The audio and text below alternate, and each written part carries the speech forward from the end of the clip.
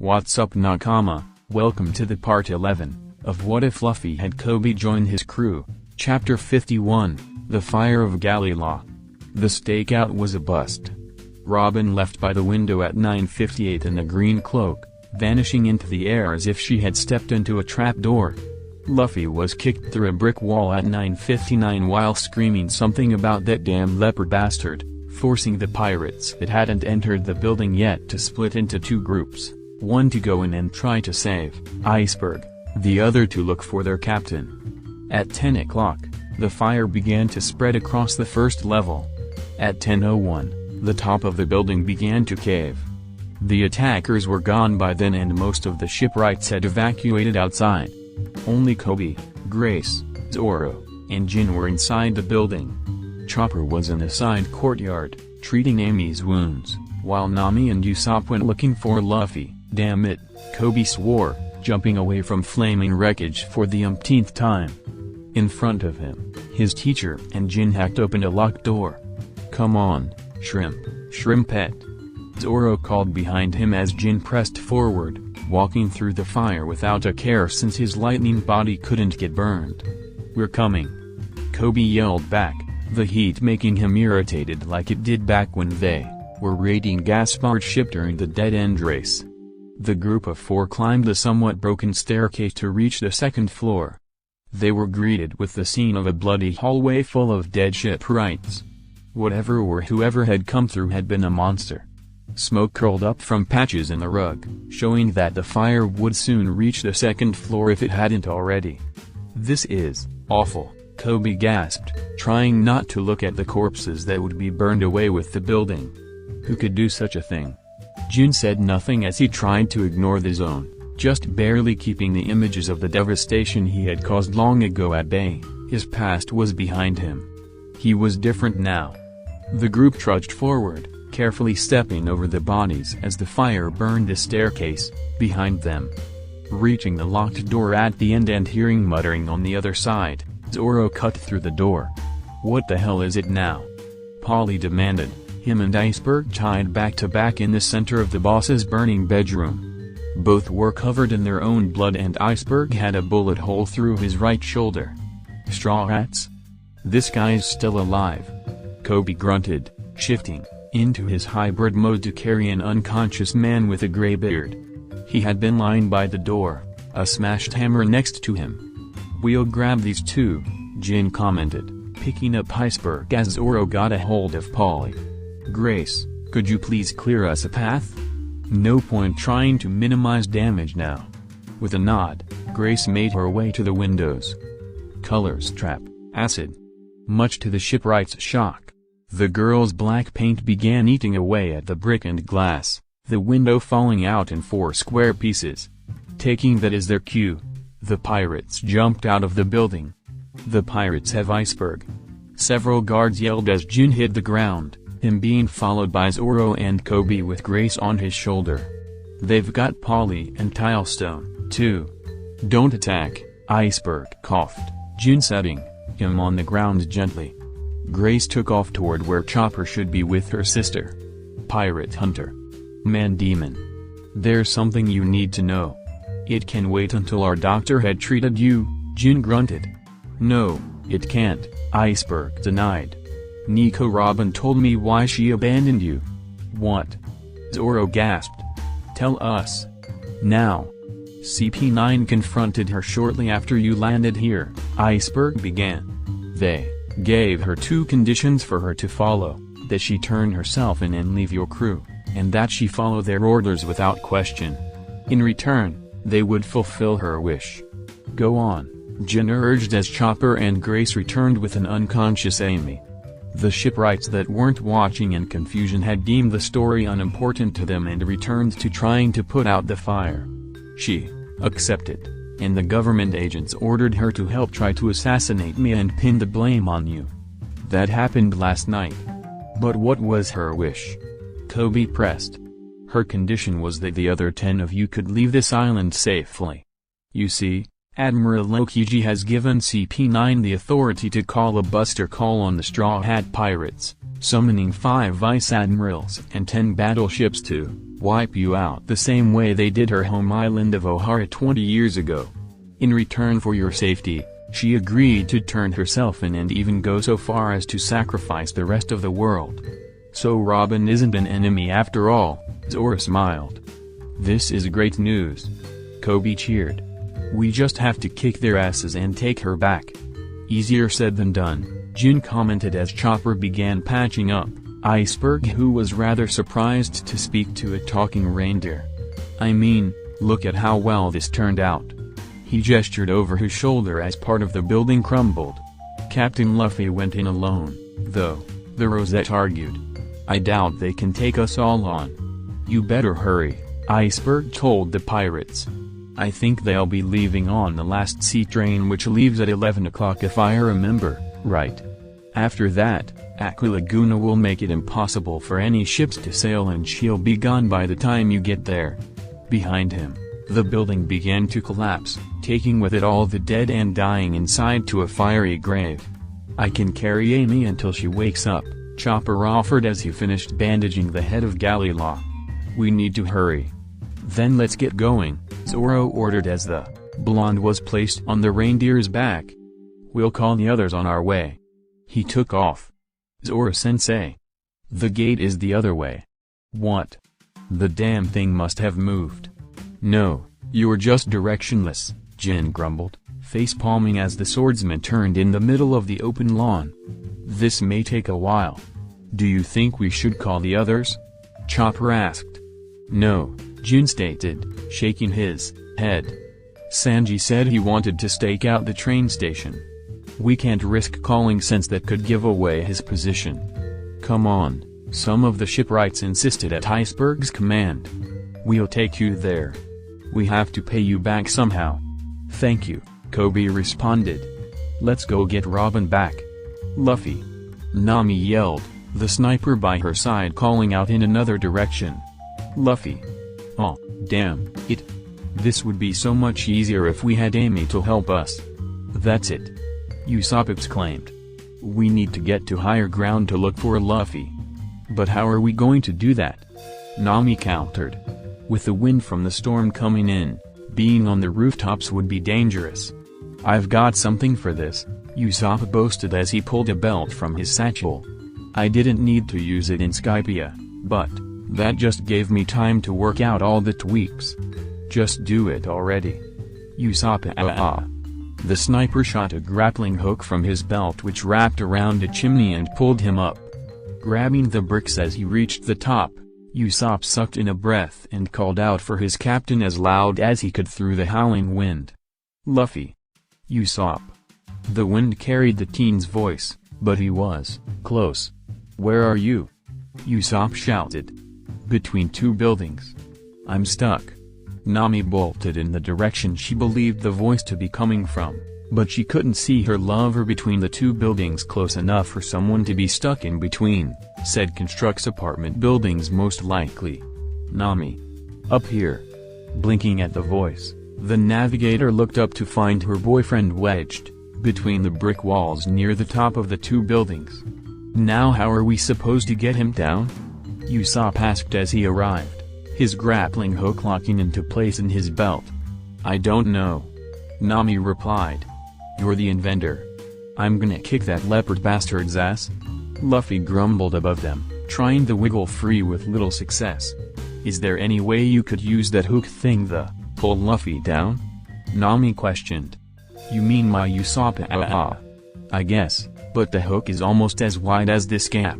Try it, Nami ordered the sniper. We're running out of time. Alright, Usopp sighed, placing his pride as a marksman on the line. Are you ready, Luffy? Hurry. The rubber man responded. This is really uncomfortable. Usopp. With the press of a button, Usopp fired his grappling hook which, despite some bouncing off the walls, wrapped around Luffy vertically. With Luffy's face now squished into his own legs, Usopp planted his feet on the buildings and began retracting the rope, slowly pulling the rubber man out. Ow. Ow. Ow. Usopp, that hurts. Almost there, Usopp muttered, though the growing wind dripped the words out of the air. With a final pump, the two teens tumbled to the sidewalk in a tangle of limbs. "So where to now?" Luffy asked, standing. "I'm not sure," Nami answered. "We came looking for you right after you got thrown out of Galley Law, and I don't want to risk calling since Sanji decided to do that whole secret agent man stunt. I'll see if I can spot anybody." The captain nodded, pulling himself up to the rooftops just as Usopp untangled himself from his own wire. "Shitty bastards treating a woman like that," Sanji grumbled, glancing around the column he was hiding behind. Blue Station, the sea train station for Water 7, was swarming with government men wearing either regular government attire or business suits. The cook had identified Robin as the lone female among them. "Why isn't she fighting back?" "CP9 is here," a man announced, his voice forcing Sanji deeper into the shadows. A group of four sauntered into the station, the tallest carrying a squirming and tied-up Frankie. Even though Sanji didn't recognize them, it was Lucci, Khalifa, Kaku, and a man named Blueno. Blueno, the man carrying Frankie, stood at 8 feet with black hair stylized into bull horns and a mustache, beard. His body rippled with muscle since he was able to easily handle the cyborg in his grip. A small welt protruded from his hair where Jin had caught him by surprise back at Galley Law. "And I can't believe you did that to the Straw Hats ship," Frankie shouted, his voice just now reaching the chef. "That thing's alive, you know. There's no way I could forgive you for what you did to that, Clabbatterman." "Shut up," Khalifa ordered, punching the prisoner in the head. "You're the one that took it as a bargaining chip." "Even if she was alive," Kaku added, as if trying to justify their actions, "her life was over. She wouldn't have made it far." Lucci said nothing as Corgi, the man who had met with Iceberg 2 days prior, gave both him and his pigeon coats to drape over their shoulders. "What?" Sanji questioned quietly, confused by their conversation. Who were they abducting? What did he or they do to the Going Merry? And what was that about their ship being alive? "I want to leave," Lucci stated. "Now?" "Oh, right away." Corgi saluted. "You heard him, men. Get your asses in gear." "Your attention please," the speaker system announced. "The train from Water 7 to Anai's lobby will be leaving shortly. Please board the train quickly. The train will be leaving at 10:15. Thank you." Sanji waited for as long as he could, hoping that the others would catch up, but the time came and the sea train began moving. With a sigh, the chef decided that he couldn't wait any longer and walked forward. Ignoring the conductors that told him to stay back, Sanji jumped onto the caboose of the train, kicking one of the men for good measure. "Don't worry, Robin," Sanji muttered, lighting a cigarette as it began to rain. "Your Prince Charming is coming to save you." After a deep breath, Sanji turned and let himself in. All sound and movement stopped on the train as the blonde pirate closed the door, all eyes turning on him. Sanji was undaunted, smoking calmly as he sauntered through the government officials. "Who the hell are you?" one man demanded, his sword stopping the chef as it was placed at his neck. "What are you doing on this train?" "Oh, pardon me," Sanji responded, breathing smoke into the man's face. "I'm looking for someone. Can you tell me where Nico Robin is?" Chapter 52, Battle on the Train. "Damn it," Nami cried, glaring at the spot in the distance that was the puffing Tom. "We missed them. How are we supposed to get Robin back now?" "We'll figure something out," Luffy stated, pulling her close. Usopp stood by, equal parts sad, angry, and awkward due being the third wheel. Two conductors watched them from the shadows, trying to come up with their own interpretation of the event. "Who do you think that Robin is?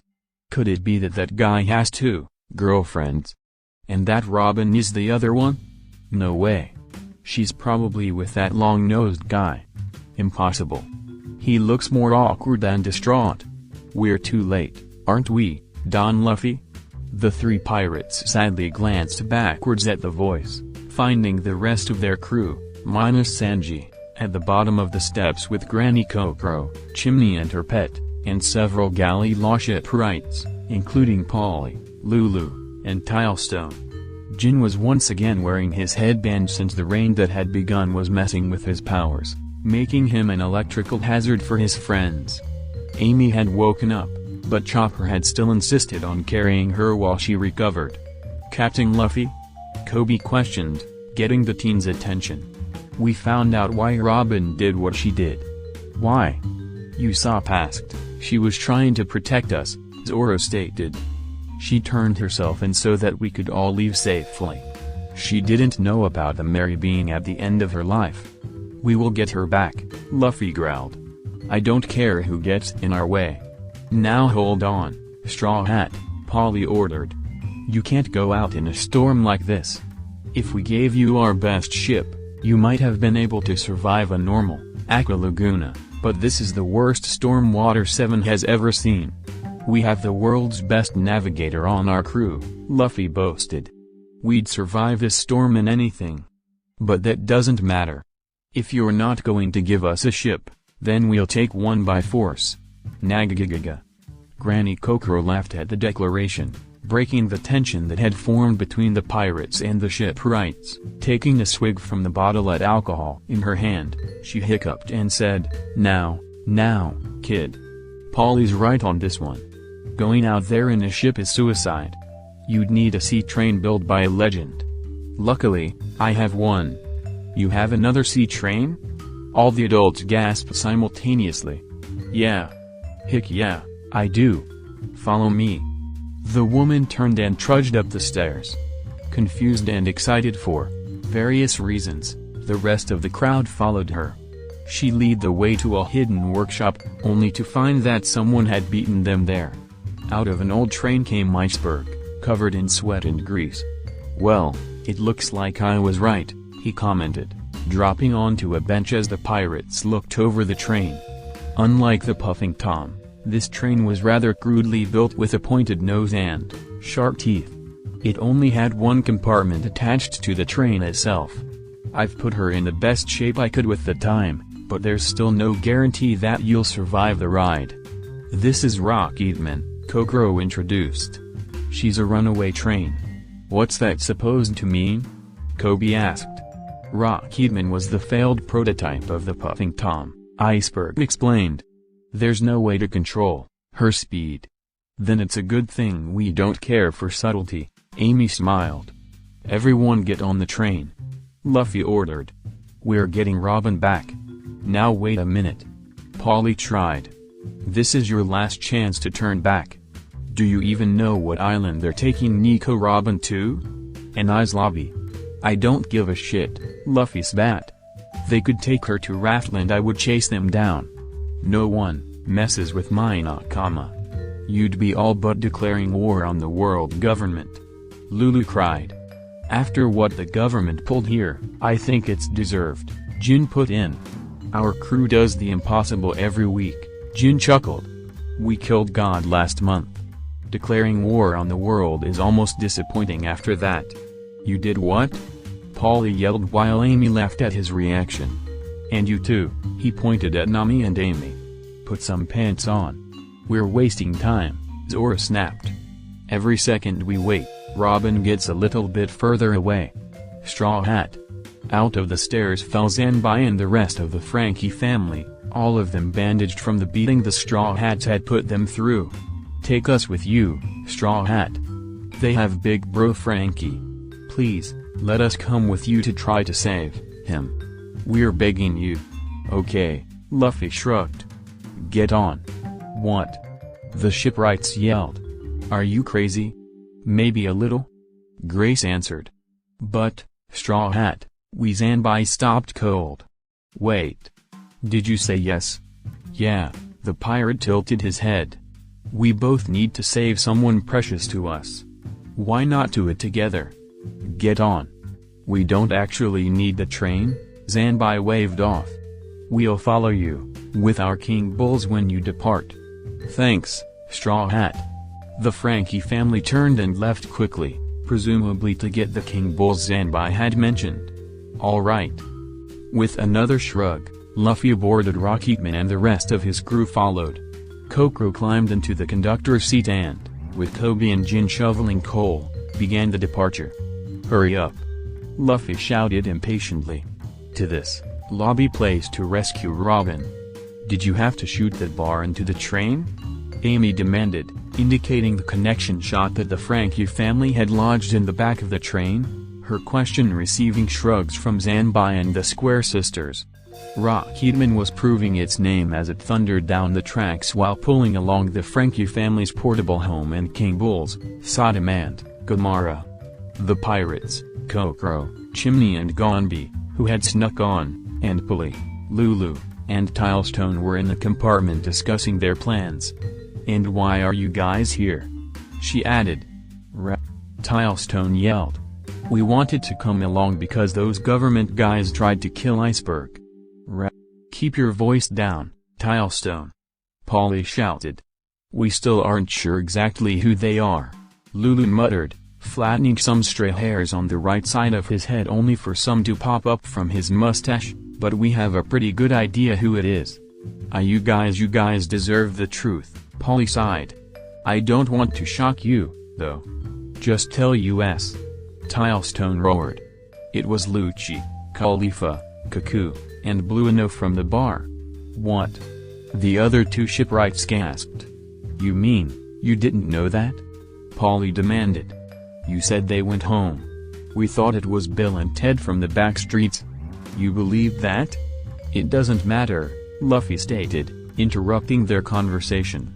"I know that we fought both the Frankie family and Galley Law back in Water 7, but now we're allies with a common goal. We fight together." Luffy stuck his right arm out, palm down. "Right," Zanbai agreed, quickly placing his one arm over Luffy's. "I'd risk my life for Frankie, I'll do anything to get him back." "Galley Law stands with you, Straw Hat," Polly nodded, putting his own hand in. "Those government dogs are going to pay for attacking Iceberg." "All right," Luffy smiled, dropping his arm. "Chopper, make sure everyone's good to go. We have a long day ahead of us." Booed up, booed up, booed up. Booed up, booed up, booed up. "California lick hello?" Nami greeted, opening the shell on her wrist. "Hey," Sanji replied through the snail, the invertebrate somehow breathing smoke. "I'm on the sea train." "You're what?" Luffy, Chopper, and Usopp sputtered. "Yeah, I've got this Frankie guy, too. He's a little roughed up, though."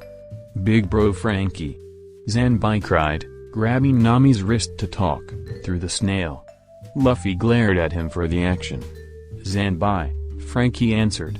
"Sanji, we found out why Robin left," Nami stated, becoming serious and yanking her arm from Zanbai. "She's trying to sacrifice herself so we can get away." Sanji was silent for a minute, the sound of Frankie crying about something being the only sound. "Captain?" Sanji asked. "Go ahead," Luffy answered. "We can't stop you. Oi. Love cook."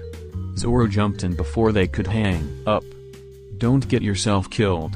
I don't want to have to eat crappy food while we try to find a new cook." "Whatever you say, Marimo." The snail went to sleep, severing the call. "Hey, bro!"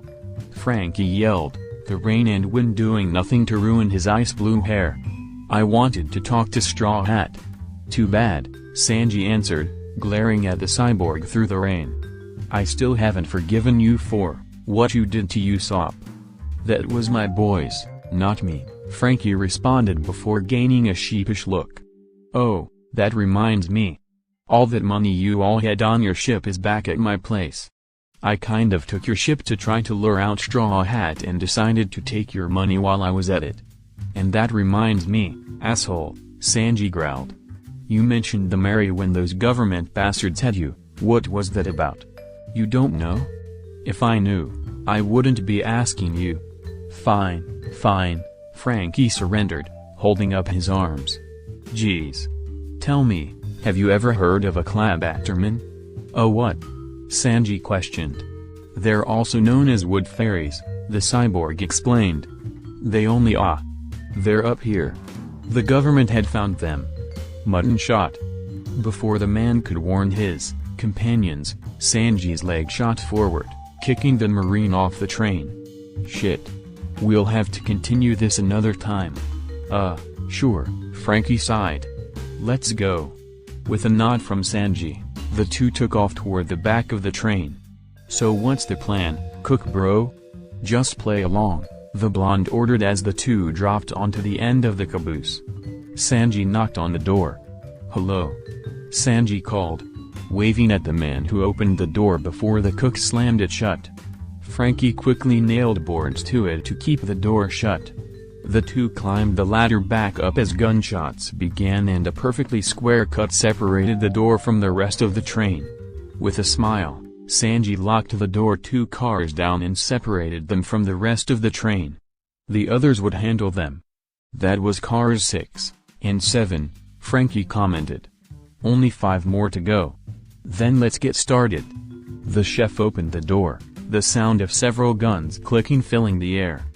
His one visible eye widening, Sanji dove to the side as the government agents let loose.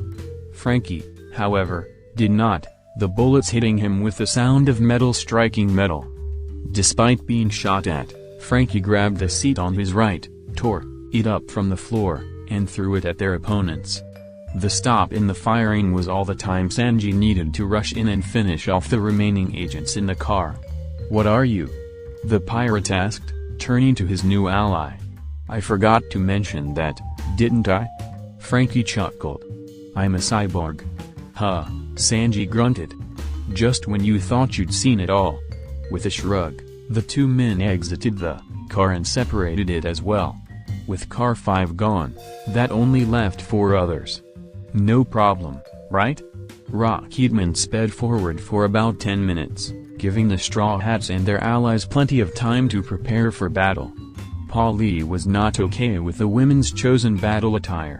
Even if Nami was the only one to change clothing into a short, brown dress, while using Luffy and his stretchiness as a divider, but Lulu, Tilestone, and Zanbai were very okay with it, and that earned each of them a punch from Luffy for looking at the navigator. Captain Luffy. Koby called from the window where he was on watch. There's a stationary train car or 2 ahead with a marine captain standing on the tracks. He's got a sword. I'll handle it, Zoro yawned, stretching before climbing out the window. Koby followed to watch. Halt. The marine ordered, his ripped cape fluttering in the wind. He was a tall, gaunt man with gray skin, making him hard to see in the cloudy night. A centurion's helmet sat on his head with blue adornments fluttering in the howling wind, but the man never wavered from his straight posture. I am Marine Captain T-Bone. I hate crooked men like you and crooked swordplay, right angle slash. 3 sword style, 108 caliber Phoenix.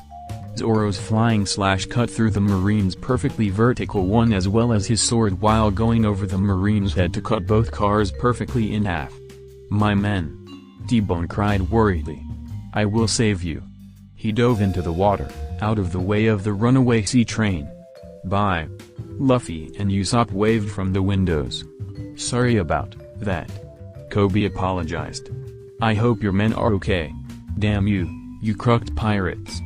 Onzai the cook of CP5 landed in a crumpled heap in the middle of car 3 where CP9 had been sitting in silence. The eyes of the agents turned to the smoking blonde that had kicked the man as he stepped out of the kitchen car and onto the third. A second later, Nero, CP9's newest recruit, was smashed through the ceiling of the third car with Franky on top and his metal fist in the sea weasel's face. That was one hell of an entrance, Sanji commented as the cyborg stood. What have you been up to? Ow. You know, kicking ass like usual, Franky responded, kicking his defeated opponent so he came to rest by the fallen cook. You?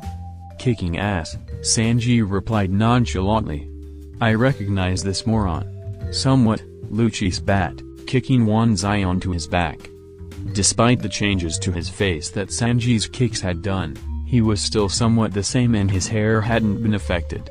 Who is this moron, though? That is Nero, the sea weasel, Khalifa provided, unnecessarily adjusting her glasses. He is supposed to be CP9's newest recruit. He has gone through training and has mastered 4 of the 6 powers. You won't get away with this, the wounded rookie coughed, blood soaking into the train's rug beneath him as he turned to glare at Franky. I'll teach you what happens when you cross me. Khalifa. Yes, Lucci? On the official report, say that the new recruit was too weak and that he was killed in battle with the Straw Hat Pirates. Yes, sir, the woman responded, making a note on a clipboard. And you, Lucci directed his attention on the man trying to get up. You are a disappointment. I'll give you 3 seconds to run for your life. What? Nero questioned. Who am I running from? 1. Lucci began. 2. Shave. Nero cried, running as a blur toward Sanji and Franky. 3. Finger pistol. In a flash, Lucci had caught up to the weasel-like man and stabbed him, in the back with his finger. Nero coughed more blood as he died. Lucci had stabbed his finger into the man's heart. With an unmerciful grunt, the agent ripped his finger out of the man's body and chucked it out the window. With blood dripping down his hand, the former shipwright turned to the intruders. Unfortunately, we have been ordered to not kill you. That was part of our agreement with Nico, Robin. Cutty Flam, however, will still be coming with us. If you know what's good for you, pirate, you'll turn around right now and leave. Sorry, Sanji growled, but I can't do that. There's a beautiful member of our crew waiting for me in the car in front of you. Cuckoo, Lucci ordered. Shave, the long-nosed man muttered, blurring out of sight. Finger pistol. Sanji didn't have any time to react as the agent's pointer finger buried itself in his side, missing all the vitals. Sorry about this, Cuckoo apologized. Nothing personal. Just business. With a flick of his wrist, the ginger threw the chef out the same window Nero's body had smashed. Eyebrows. Franky yelled. You bastards. The cyborg charged the agents, but it was no use. Just like when they'd captured him the first time.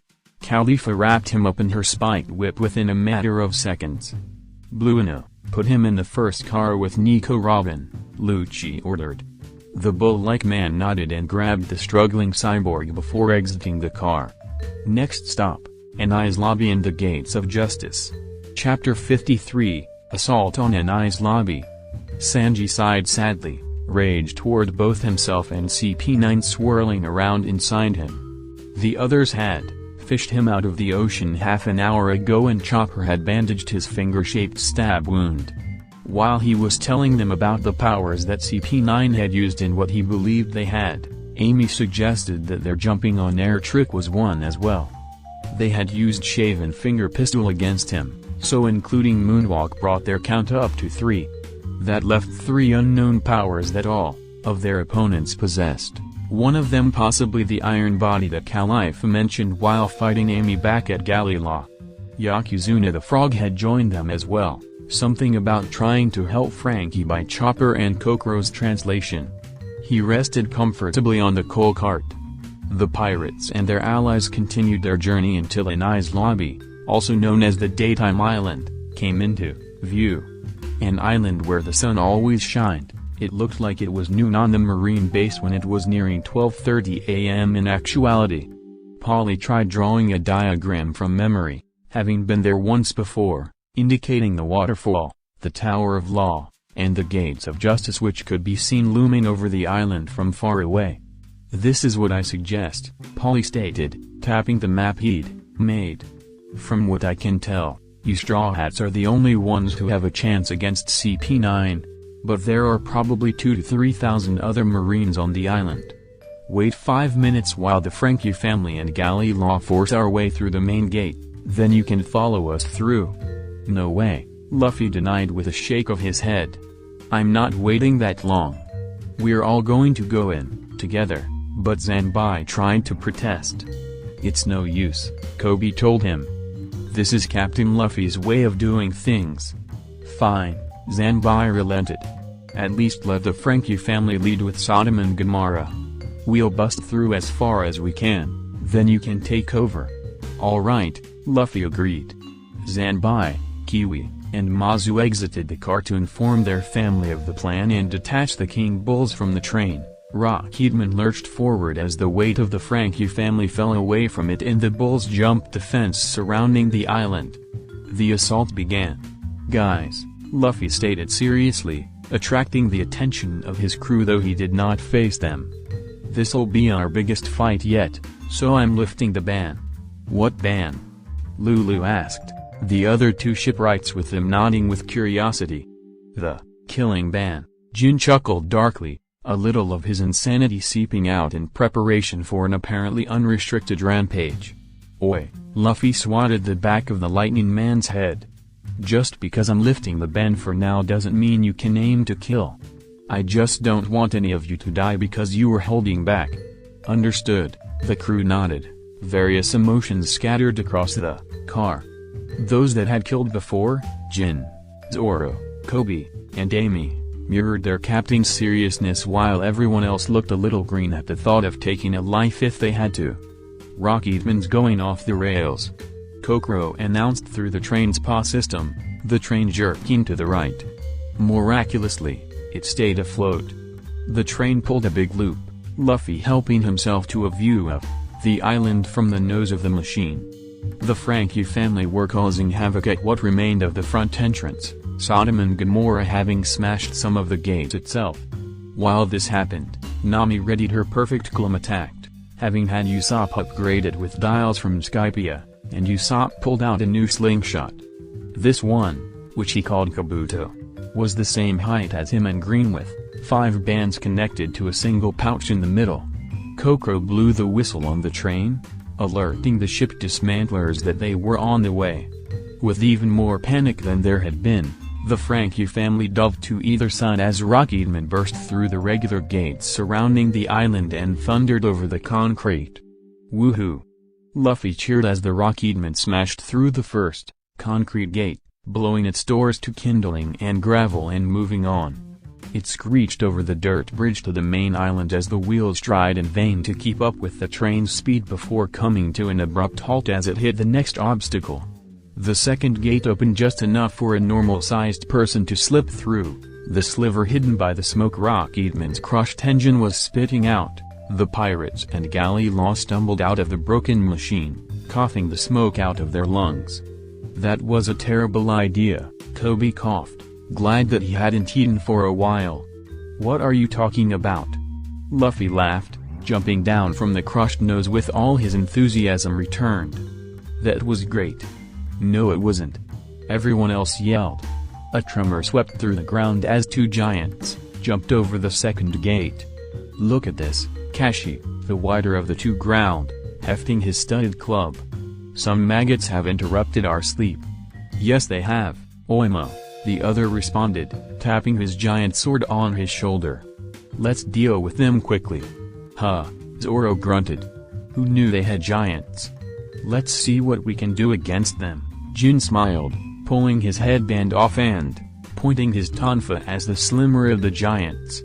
Yellow electricity danced between the 2 gold-plated spheres at the ends of his weapons, slowly building in intensity. Lightning shot. As if firing a cannon, Jin blasted the power forward faster than the speed of sound. The electricity met its mark, the giant, Kashi, crying out in pain. His size, however, prevented him from going down with only 1 shot. "You worms!" Oimo yelled, bringing his club down on the group who scattered. They could hear the Frankie family approaching with their king bulls from behind them, so reinforcements were on the way. 3-sword style, Zoro began, placing Wado Akamanji in his mouth. 108 caliber Phoenix. The flying slashes cut 3 gashes into Oimo's shoulder which would slow him down and scar, but not take him out of the fight. The giant kicked forward, Koby moving forward to intercept in his hybrid mode. The giant foot's momentum was too much, however, throwing the rosette back down the bridge where he rolled over the edge. "Koby!" The crew gasped, Luffy and Grace taking off to try to save the young swordsman while the others turned back to the fight. The captain and painter reached the edge and looked down before releasing simultaneous sighs of relief.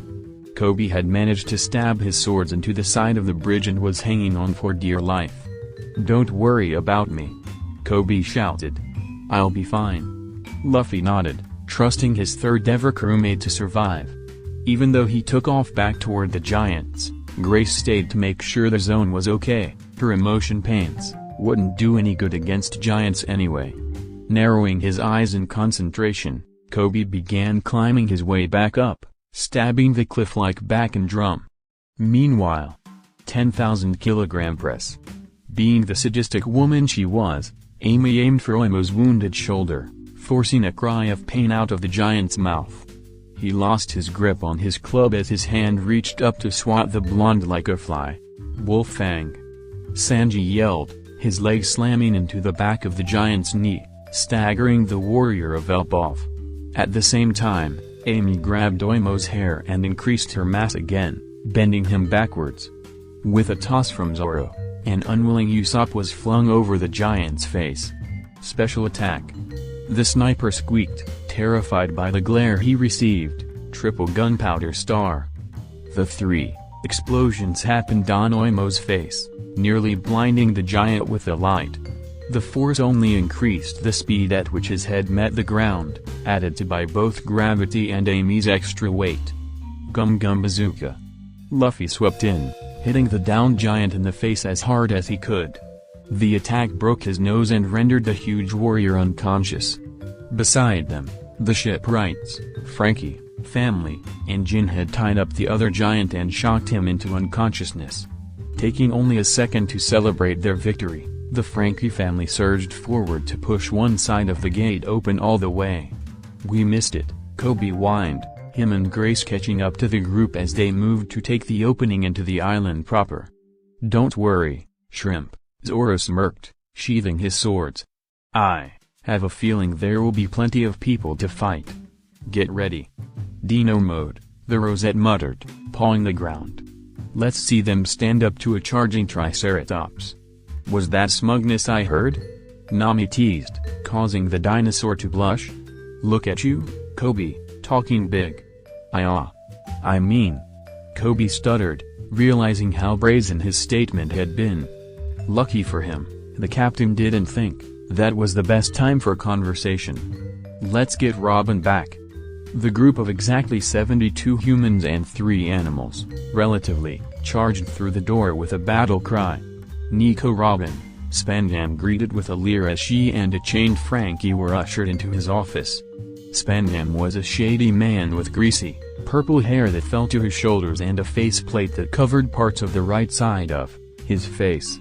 He was dressed in a suit with a fresh coffee stain on his left side. "How nice of you to finally turn yourself in." Robin said nothing, prompting the man to look for a response elsewhere. "And, of course, we can't forget Cutty Flam, here. Oh, it's such a shame that people won't just give the government what we want without fighting. If they did, then that old moron Tom wouldn't have had to die all those years ago. Isn't that right, Flam? You bastard!" Frankie yelled, biting down on the man's head. CP9 did nothing as they watched their boss getting chewed on by the prisoner. CP9 was now complete. All 7 of its members returned to Nai's lobby at the same time. Of the 3 newcomers was a man with black hair pulled into a long ponytail. He was on the shorter side and had a jagged scar running over his left eye. A thin mustache framed his mouth with a pointed beard. This was Jabra. To Jabra's left was a thing that was shaped like an oversized ball. With green-tinted skin, green hair, and a zipper for a mouth, no one was really sure what Fukuru was. He was also dressed in a suit. On Jabra's right was Kumadori. The tallest member of CP9 had skin so white it had to be painted. His hair was light pink in color and he carried a sage staff with him. He was dressed like all the rest of the agents in all black save for his tie, which was green. "Help me," Spandam ordered, trying in vain to pry Frankie's mouth open and off his head. "Bye," Kumadori yelled. "I shall assist you." With a dramatic swing of his staff, Kumadori swatted his boss out of the prisoners, mouth by batting Spandam in the side. The man was thrown across the room and over his desk where he landed with a crash. "No need to thank me. I wasn't going to," Spandam muttered unhappily. "Anyway, booed up. California lick." "This is Spandam speaking," the unhappy commander answered, picking up the receiver from the den sitting on his desk. "Commander Spandam." A Marine on the other side cried. "The Straw Hat Pirates are attacking Anai's lobby." Robin's eyes widened, tears coming unbidden as a small gasp made its way out of her mouth. "They're just one pirate group," Spandam waved off. "How much trouble can they cause against the 10,000 Marines here in Anai's lobby?" "Well, sir," the Marine stuttered. "They've already broken the first 2 gates and have beaten the giants." "What?" "I'd estimate our main force losses at about 1,200. "That's ridiculous," Spandam denied. "Intel says there's only 10 of them. No pirate group that size could have that much energy after fighting so far. I'll reevaluate that." "We're up to 15." The grunt of pain went unheard by the commander, who laughed. "Wahahaha. Only 15? I don't know how you miscalculated that much, but, like I said, they are under threat." He hung up as a low-ranking Marine brought him a fresh cup of coffee. He nodded to them and took a sip, only for the drink to burn his tongue. The man flailed for a second, hitting his desk and causing the receiver on this nail to fall off. "I burned myself on my coffee again, damn it." "You sure are a piece of work," Frankie muttered, earning him a punch from Khalifa. "Luffy," Robin thought angrily. "What are you doing?" Laughing manically, Jin threw another ball of condensed lightning into the black rain cloud following the King Bulls as they rampaged through the main area of Anai's lobby. The improvised thunder ball connected with the cloud, causing it to spark for only a second before it released a plethora of lightning bolts on the damp Marines and government employees caught underneath it. "Nice shot, Jin," Usopp complimented, pulling back the pouch of his kabuto and releasing 6 lead stars, each of them curving a different direction to strike a different target. Everyone connected. "Gum Gum Whip," Luffy bellowed, his legs stretching out to skim the ground, each man in its path either tripping or getting launched away. Those that were lucky enough to dodge the captain's leg were left coughing in the dust cloud left behind. "36 caliber Phoenix," Zoro shouted, firing a slash into the air to collide with an incoming mortar. The iron ball split down the middle, the projectile cleaved in two, before exploding. "Cyclone tempo," Nami yelled, 2 poles of her clum attacked, arching down to smack a couple of agents before boomeranging back up to reconnect, with the third in her hand. A group of Frankie family men jumped off of the back of Sodom, declaring that they'd make a stand there to thin the herd before they way to the Tower of Law on foot. The pirates were getting closer to the Tower of Law. Chapter 54, The Burning Flag. "Go, Sodom!" Luffy cheered. "Go, Gamora!" The King Bulls plowed through the streets of Anai's lobby, pushing forward, against the continuous onslaught of agents and Marines that tried to stop them. Debris littered the streets behind the invaders, covering the bodies of the defeated. Gamora had taken the lead from the start, but he wasn't even watching where he was going. His head was craned back to look at his passengers, talking to Chopper about how he and Sodom had ended up in the company of the Frankie family. Luffy was to the leftmost side of Gamora, firing off Gum Gum Whip after Gum Gum Gatling without any sign of slowing down. On the other side, the rightmost flank of Sodom, Jin was firing off lightning with that gleam in his eye. A thundercloud trailed behind them at Nami's design, releasing a lightning strike whenever the lightning man cast a ball of electricity into it. And then the mortar struck, exploding on the King Bull's chest, causing Gamora to cough blood. 3 more mortars exploded, puncturing both of his lungs with shrapnel. Knowing he couldn't go any further, the beast told Chopper to order the Straw Hats to jump to Sodom. The pirates did so unhappily, not wanting to leave him behind. With a final battle cry, Gamora threw himself forward, crushing over 100 Marines before blacking out. The pirates and company couldn't tell if Gamora was still alive.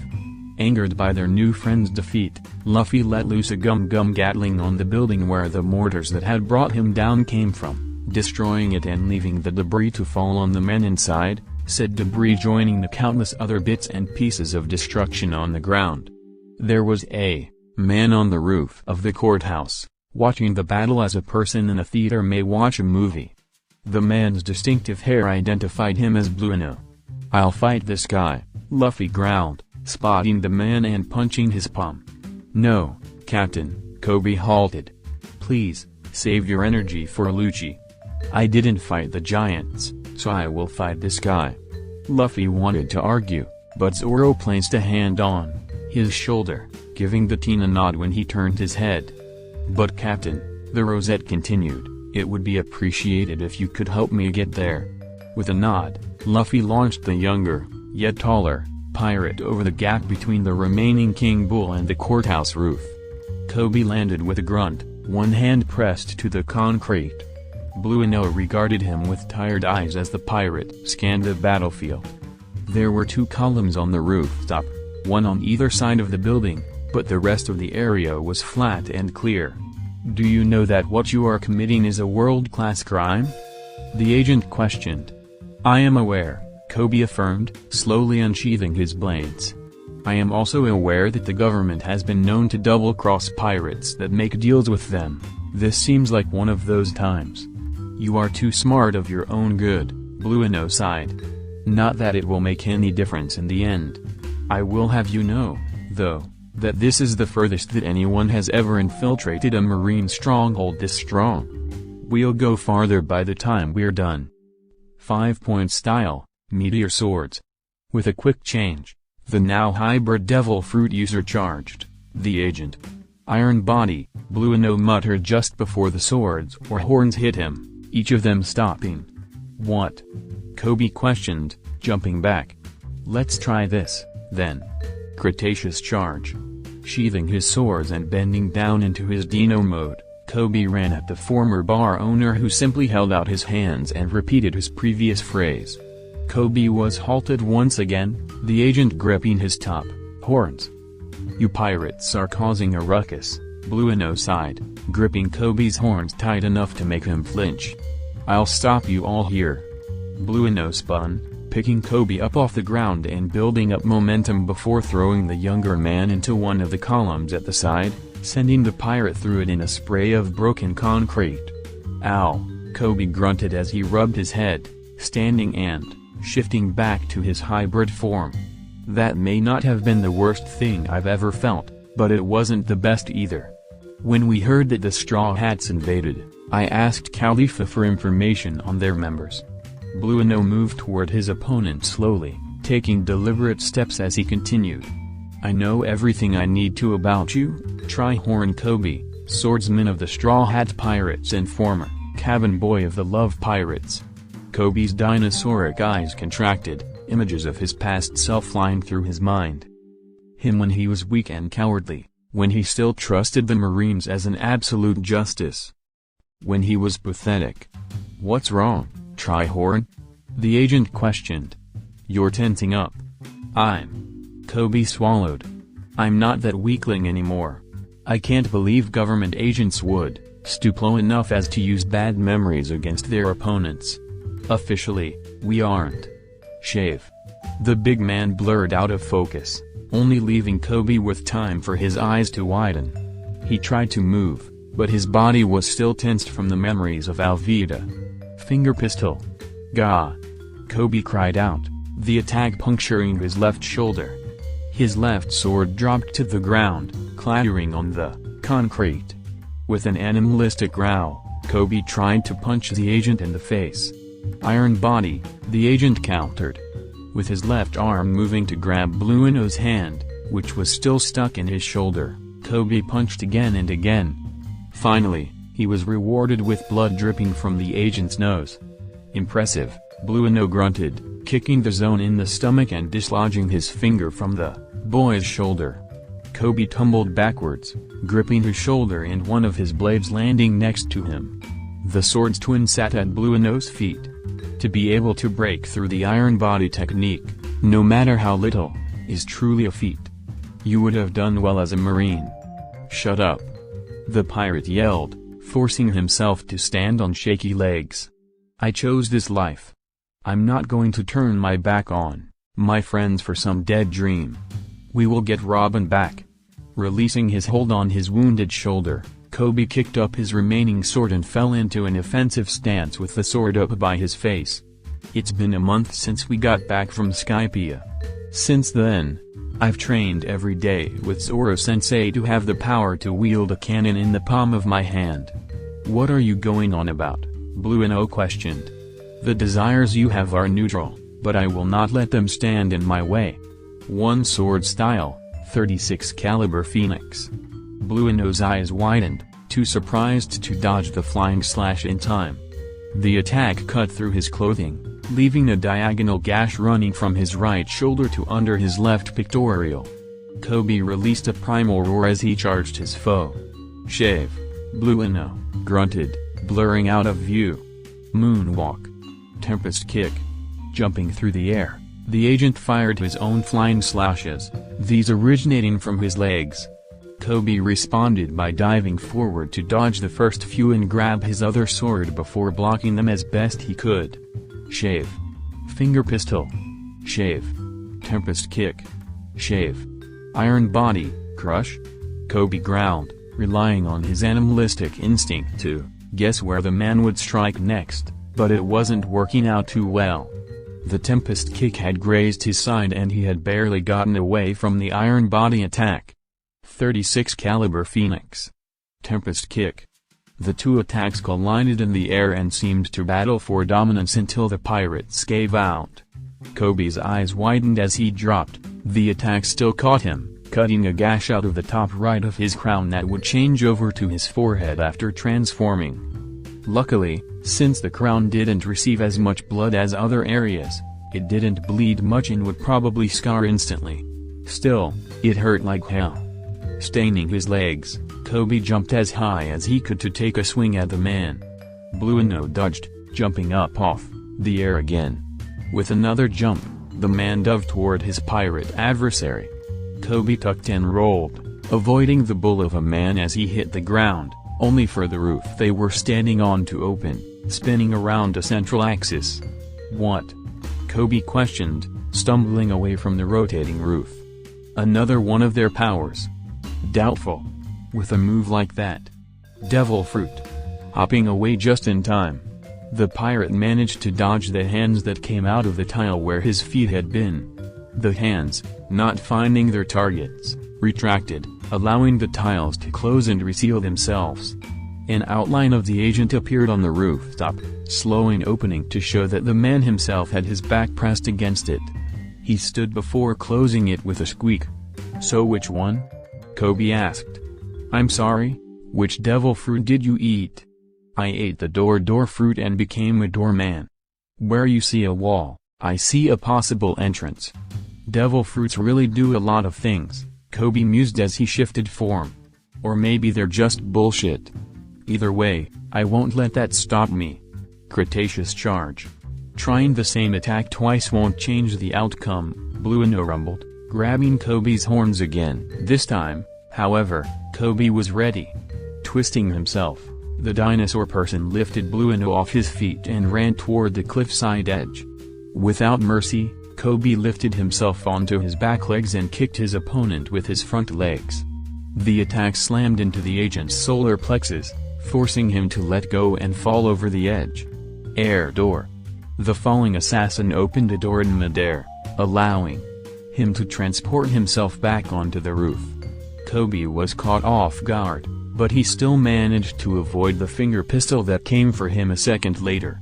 The column behind him was not so lucky. Pandora's box. Koby cut a square into the man's torso and kicked him, landing his kick on the gash left by his earlier flying slash. Blueno coughed blood, the pain nearly forcing him into unconsciousness. But he held on.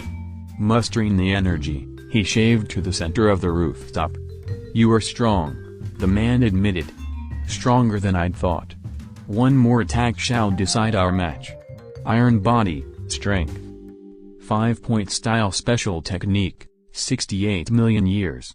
Spinning his swords in front of him, Koby launched himself at his opponent. Blueno diverted his iron body technique into his hands, catching the swords that came for him. He was not prepared for when Koby stabbed forward with his own face, his three horns impaling the man's unprotected torso. Blueno coughed, spitting up blood. Damn. I really should thank you, Koby muttered, neither him or his opponent moving. Without my eyes, I might not have seen it, but I think I'll be able to copy that shave technique. Maybe not soon. But with our chef's help I will. You little brat, Blueno gasped before the pain stole his consciousness. Picking up the man, Koby shuffled over the edge of the building and tossed him off. Blueno did not make another air door. Good job, shrimp. Koby turned, shrinking down and wiping the blood off his face as the rest of his nakama approached him, Zoro having been the one to speak. Cool, Scar, too. The other attackers had entered the courthouse while he had been fighting, so, while the Straw Hats were making their way upward, the Frankie family had taken the bottom floor and fortified themselves inside. Luffy nodded to Koby as he walked by, a relieved smile on his face. Following his lead, the other Straw Hats climbed up onto the wall of the roof with Luffy in the middle. To his left were Zoro, Chopper and his heavy point, Jin, and Amy, while on his right side were Nami, Usopp, Sanji, Koby, and Grace. Robin! Luffy yelled, his voice echoing across the island.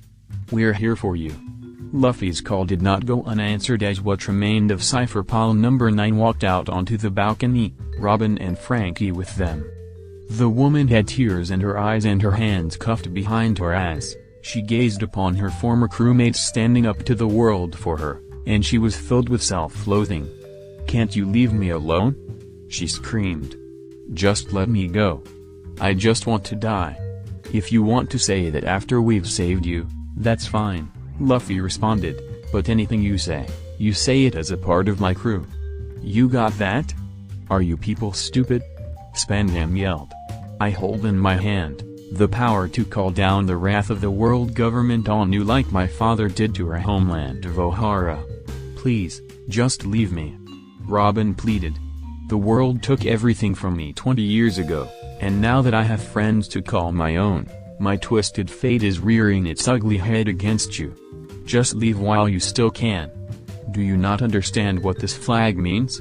Spandam taunted, pointing straight upward at the flag above him. It represents the combined might of over 170 countries around the world. Do you think you can stand up to that? I get it now, Luffy stated, pointing at the world government flag flying proudly on the flagpole above the agents. That flag is the reason Robin doesn't think she can come with us. Usopp, shoot it down. Yes, Captain. Taking a step back, Usopp placed a pellet in the pouch of his weapon, Kabuto. Special attack, Firebird Star. It was at that moment that the world watched in awe as fire in the shape of a bird burned through the flag of the world. The Straw Hat Pirates were declaring war on the world government itself. Tell us, Robin. Luffy shouted. What do you want? Robin cried, tears pouring from her eyes, the likes of which she had only experienced once before, but where those had been tears of loss, these were different. I want to live. Take me out to sea with you. Take me away from here. Luffy smirked, the rest of the crew following in his example. Understood. Chapter 55, The Tower of Law. The Frankie family had amazing timing. Just as the Straw Hats declared war on the world government and Robin announced her wish, the drawbridge underneath them began lowering. The Marines, however, didn't want them to make it, a cannonball exploding at the base of the bridge. With the machines at the bottom broken, the bridge was frozen halfway open. Shitty Marines, Luffy cursed, taking a page out of Sanji's dictionary. They're always getting in our way. Someone, plan. On the other side of the gap, Frankie had been pushed off the balcony for burning the blueprints of Pluton. Big bro Frankie. The Frankie family cried from within the courthouse. Luffy. Nami yelled. Use a gum-gum balloon to become a trampoline down there. Amy, use your powers to get over there and give us a hole. Luffy nodded, hopping down onto the broken bridge where he began sucking in air. Amy reduced her weight and rocketed herself over the gap with her breath dial-rigged umbrella. Increasing her mass at the last second, Amy smashed through the wall of the Tower of Law, opening a hole 3 floors high. Zoro smirked as he jumped off the roof with a running start, bouncing off Luffy's inflated back. He caught Franky on his way past, giving the cyborg a not very pleasant landing. Sanji was next, followed by Koby, who didn't quite stick the landing and fell on his face. Chopper followed, Nami and Grace forcing him to carry them both. Jin was last, choosing to jump since he could not lightning travel yet. Luffy joined them with a single stretch of his arms. "All right." Luffy cheered, flipping into a perfect landing as he skidded to a stop. "I'm going to go kick their asses and take Robin back." "Hold on, Luffy," Zoro ordered, he and Jin each grabbing one side of their captain's face. The teen's cheeks stretched, but he did not move forward despite his attempts. "What strange people, Chapapa," a voice said. The crew panicked until Usopp spotted the speaker, Fukuru, holding himself up in a corner of the room. "You will never be able to save your friend. She's being guarded by Lucci while she's led to the gate of justice, and the rest of us stole you, Chapapa." "Why did I tell them that, Chapapa?" "Plot convenience?" Jin suggested. "This guy isn't very bright," Chopper muttered. "Is that a zipper?" Amy questioned. "Where's Robin?" Zoro demanded. "Getting out of your reach," Fukuru taunted. "Even if you do get her back, you won't be able to free her without beating all of us, Chapapa. Just give me a second." Mumbling, the maybe human agent reached into his suit and dug out a key with the 4 of it. "This might be the key you need to free Nico Robin from her sea prism stone handcuffs, Chapapa." "Why did I say that, Chapapa?" "That's good to know," Koby commented. "Give it to us," Luffy roared, his arm stretching to destroy the bricks where the agent had been. Fukuru dodged with the use of shave, landing by the opening in the wall. "Even if you defeat me, you don't know if this is the key you need, Chapapa. There are 5 of us with keys, after all." "Why did I say that, Chapapa?" Luffy threw another gum pistol at the rotund agent, who vanished in a blur. He did not reappear. "So there are 11 of us, including Franky," Nami counted. "That guy said there were 5 agents with keys, and that the pigeon guy Lucci was guarding Robin." "Robin!" Luffy shouted, running off before his crew could stop him. "Dumbass," Nami complained. "And yet, you're the one dating him," Amy noted. "I know," the navigator sighed. "As much of a moron as he can be. I trust that Luffy will be able to save Robin." "You mean you think he knows what he's doing?" Usopp asked, surprised. "I wouldn't go that far, Kai ha ha ha," Amy laughed. Anyway, Jin entered. "There are now 10 of us and 5 of them. The best plan would be to split into pairs and hunt them down." "Good idea," Sanji agreed. "I'll take Koby," Grace called before her sister could speak up. "I'll go with Adana," Jin supplied. When Sanji moved to argue, he added, "Her weather-based attacks would have no effect on me. I want Zoro." Usopp cried, causing Chopper to try to argue to no avail. "Amy can come with me." Sanji swooned, leaving Chopper with the cyborg. "Go," Nami ordered, leaving no room for argument. Grabbing their decided partners, the duos dispersed to find opponents to fight, only a slightly fearful Chopper remaining with Franky. "Come on, raccoon dog bro," Franky sighed. "We need to find the kitchen so I can refuel on cola." "I'm a reindeer," Chopper yelled. "Why do we need cola?" "I'm a cyborg," Franky offered, showing off some of his machines. "I run off of cola, but I'm down to less than a third of my stock." He indicated his pompadour, which had started drooping. "I can't fight effectively like this." "That's so cool," Chopper gushed, too awed by the fact that the man was a cyborg to be afraid of him anymore. "Come on, reindeer bro. Let's go." Zoro and Usopp. Usopp had no idea how they managed to find one of the agents with Zoro's sense of direction. Truth be told, he'd hoped that they wouldn't find anybody so they wouldn't have had to fight. But now, he was bravely taking cover, Reed cowering. behind the green-haired swordsman. As said swordsman stared down the former shipwright in a chair. Koku's room looked more like a study, the walls lined with bookshelves. The long-nosed agent was seated in a plush red armchair with a book in his hand and a sword on either side of him. He was dressed in all black, right down to his black baseball cap.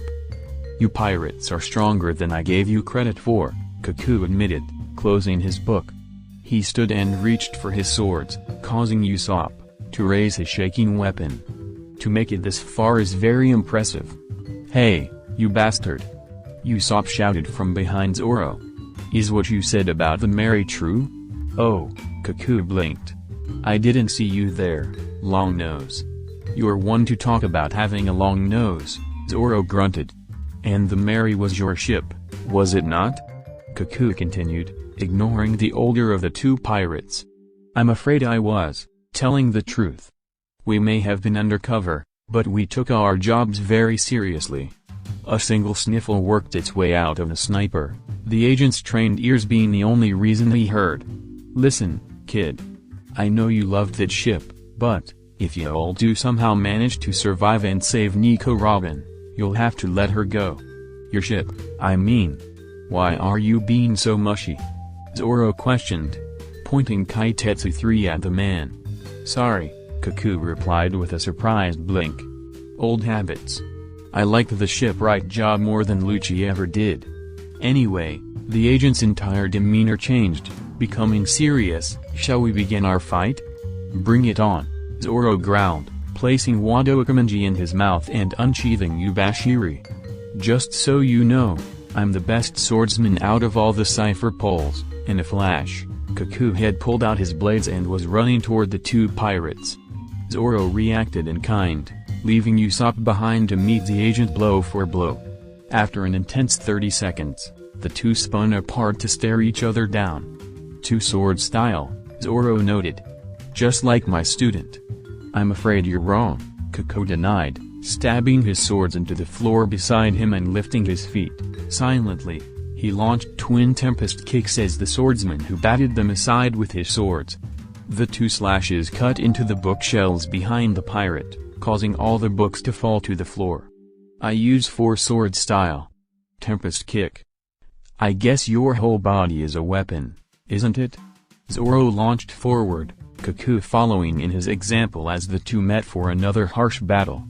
Usopp stayed by the door, trying and failing to get a clean shot. Koku broke away from Zoro, jumping into the air. Tempest kick. 72 caliber Phoenix. The two attacks met in the middle, canceling each other out with a shockwave that shook the room. Moonwalk. Shave. The agent vanished, jumping around the room until he came to rest on his swords stabbed in the wall. Tempest kick. Butcher. A hail of flying slashes descended upon the green-haired man, the agent having forgotten about his other enemy. Zoro's eyes narrowed as he concentrated on deflecting the attacks. Though the slashes began destroying the room, Usopp found a perfect shot and tried to take it. Special attack, Gunpowder Star. Koku flipped out of the way of the pellet that exploded, putting a hole in the wall where he had been, silently musing that he could have easily survived that. The agent turned back to his foes. "Good golly, yeah, all are being difficult. I suppose I'll have to take this up a notch? There's something I want to try." Suddenly, Koku's form began to change, his neck elongating and two blunt horns breaking out of the top of his hat. Brown spots began forming all over his now yellow skin and his mouth extended outward. Finally, a tail freed itself from his backside as his whole body grew.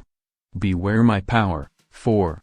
Koku didn't get to finish his sentence as the weakened floor began to crumble under the weight. "Koby and Grace."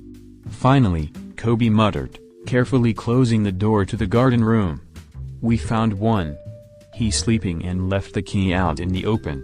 Should we avoid a fight?" Grace nodded. "You're still in bad shape from fighting that other guy. Let me go in and get the key." Without waiting for a response, Grace pulled open the door. Taking note of a sleeping Jabber lying on his side, a sleep bubble coming from his nose and the key in front of him, the little redhead, who was, in actuality, the same height as their adversary, tiptoed forward. About halfway to her target, a small rooster walked into her path and stopped. It turned to her, making eye contact, and opened its mouth. "Colors trap," the girl whispered. "Calming green." The bird closed its mouth and wandered off, a small yawn escaping and its back feathers stained green. Grace let out a sigh of relief. She continued forward before stopping suddenly. Her eyes widened as the thing's sound reached her eyes. Bzzzzzzz. With a silent scream, Grace flailed and ran, avoiding the small yellow and black dot following her. "Grace!" Koby panicked, running in and forgetting about the need for stealth. "Grace, what's wrong?" Running to him, Grace pulled the boy around so he was firmly between her and the little bug. "I'm deathly allergic to bees," she explained in a frightened whisper. "I have medicine back on the ship, but I didn't bring it since I didn't think I'd need it." Pulling out a single sword, Koby cut the offending insect in two. "Ha ha ha ha." Jabra laughed, now awake and eyeing the youngest pirates as if they were each a snack. "When I went to sleep, I was wondering how I was going to wake up. I was hoping it would be that dopey-ass looking sniper of yours, but I'll take 2 brats as well." "Can you really call me a brat?" Koby questioned. "You may be older, but I'm taller than you are." Jabra shut his mouth, his height seeming to a sore topic. He growled as his form shifted, growing taller than Koby. Gray fur sprouted across his body and his nails sharpened to deadly points. "The dog fruit, model wolf," Jabra explained. "Like wolves, I prefer clean kills. I rip out your jugular, you die quickly and with little pain." The pirates stared at him blankly. "What, nothing? No reaction? Fine then. I guess I'll go for the girl first." "You won't touch her," Koby responded with ice in his tone, his own transformation causing the agent's eyes to widen. The ancient zone, model Triceratops. A little bit stronger than a wolf, wouldn't you say? "You smug little bastard. Still, taller than you." With a growl, Jabra launched himself forward, only Koby's reaction speed allowing him to grab Grace and roll away. "You're pretty fast for a fat dinosaur," Jabra laughed. "Maybe this'll be more fun than I thought it would be." However, before he could go on, the ceiling caved in, 3 forms falling from the room above. "Zoro-sensei!" Koby gasped. "Usopp. And, is that a giraffe?" "It looks like a giraffe," Grace agreed, choosing to not mention that Koby was still holding on to her. "Damn it." The giraffe cursed. "I meant to go into my man-beast form, but I messed up on the man part." "Ha ha ha." The wolf man laughed, pointing at the long-necked animal in black clothes. "The ox fruit, modeled giraffe. Could you have gotten a lamer power? I told you not to eat the devil fruit, but you did anyway." "Ha ha ha." "Shut up." The undulate yelled at the wolf man. "You don't know the full destructive power of a giraffe. That's still so stupid." "Giraffes are awesome," the animal stated, eyes narrowing. "I fucking love giraffes." Actual translation, cuckoo? Koby asked, recognizing the voice. "Is that you?" "Oh, Koby, right? Did you just eat your devil fruit?" "About an hour ago," the agent admitted, ignoring his still laughing fellow agent. "I'm still working out the kinks." "I know how that feels," Koby agreed with a nod. "I fell out of a tree, and then got my horn stuck in said tree, when I got mine." "You never told us that," Usopp put in. "We just watched you keep getting stuck after our fight with Mr. 3 and Mr. 5. And are we interrupting something, huh?" He looked down, seeing Grace still securely in his arms from when they had dodged Jabra's first attack. Strangely enough, she wasn't trying to get out. "Sorry, Grace. Sorry. He let go quickly and backed up.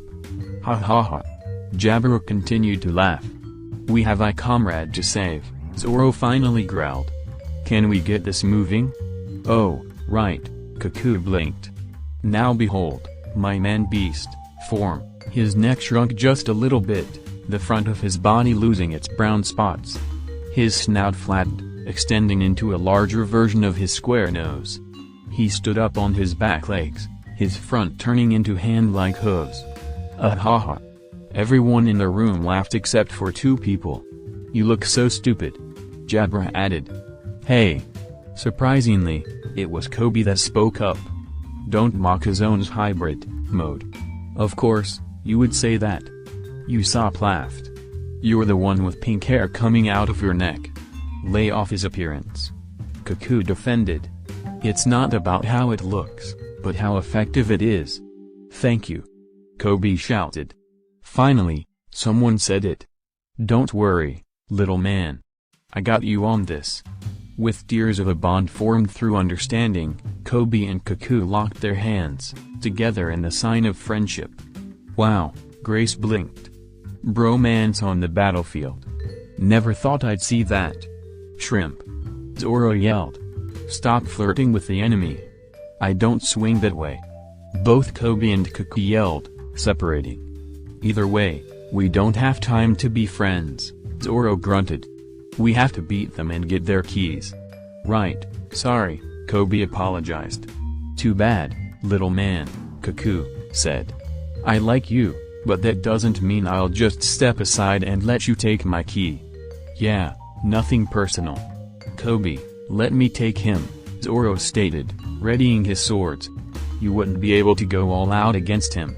"All right," his student agreed, bending down to change into his full dinosaur form. "Grace." "I'm here," the girl responded, jumping up onto Koby's neck. "Let's skin this wolf." Chapter 56, The Monster Within. Sanji and Amy. "You know, I like being a girl as much as the next chick, but this is too much." Amy's opinion seemed sound, her and Sanji having found themselves in a bedroom covered in pink.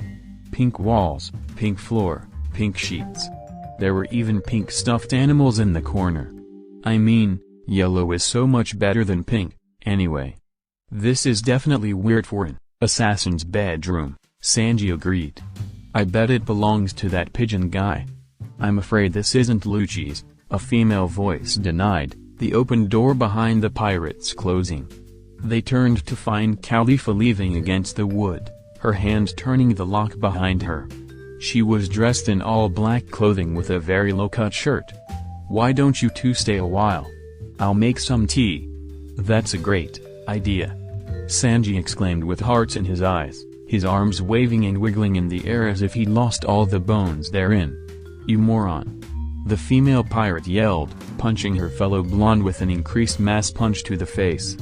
"I'm sorry, Amy," Sanji cried as he flew into a dresser, crushing it into kindling. "I was hoping you would just accept my invitation," Khalifa whined cutely, batting her eyelashes at the pirates. Amy wasn't falling for it. "Look, lady," the chocolatier spat, leveling her umbrella at the other woman. "You may have that idiot fooled, but every pretty face has that idiot flopping like a fish out of water." "Me? I'm an assassin, too. And a professional one, at that. I know what I'm doing." "Oh?" Khalifa chuckled. "An assassin? And where was this that you were an assassin?" "Baroque works," Amy answered. "I was a number agent, though I doubt you've heard the name Miss Valentine. Mr. Five and I were very thorough with our jobs." Indeed, Crocodile kept his operations very secret, even after we captured or confirmed the deaths of every member we could find. However, the other members arrested weren't so tight-lipped and Crocodile kept detailed records. Less than 5 agents got away in total. We know of both you and Miss Golden Week. Or should I say, Amy Pallant and your sister, Grace. You've done your research, Amy admitted. I don't know how, but tea's done. Sanji noodled by a table with a pink tablecloth. Amy palmed her face as Khalifa smirked and sauntered over to the chef, making sure her hips swayed. Sanji couldn't keep his eyes off of the woman as she sat down and gingerly lifted the cup to her lips. Why are most men on the crew such dumbasses? Amy questioned herself. Khalifa was facing away from her now, sitting down and drinking her tea, so Amy decided that maybe she could end this fight quickly. She raised her parasol up and increased its mass before swinging it down on the agent's head. The attack was ineffective. Amy's parasol seemed to slip down the woman's light brown hair, becoming smoother than it ever should have been. She pulled away, only to see that her beloved umbrella had rounded like solid plastic at the edges. "What?" she gasped. "What did you do?" Sanji said nothing. He was still staring, unabashed, at Khalifa's cleavage. "Do you like it?" the agent asked, taking a sip of the tea Sanji had made. "It's a new technique I've been working on." Standing suddenly, Khalifa ignored Amy's shouts and Sanji's staring as she walked over the pull-out a changing wall.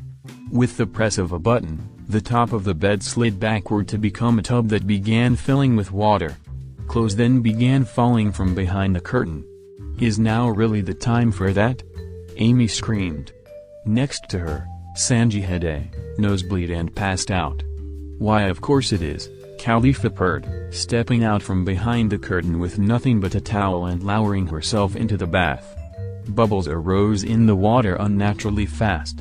"I'm going to deal with you right here and now," Amy growled, running her power into her umbrella. Parasol Club. Nami and Jin. Nami and Jin ran down a hallway side by side, little scorch marks showing Jin's progress through the tower. He was dutifully following his captain's lover as she searched for an opponent, or a safe, or a vault. Actually, he believed Nami was looking for money rather than an enemy to fight. Unfortunately for her, an enemy found them. "Oi!" Kumadori cried as the two turned a corner. He was using his huge body to block the way, his pink hair wiggling, randomly like little snakes.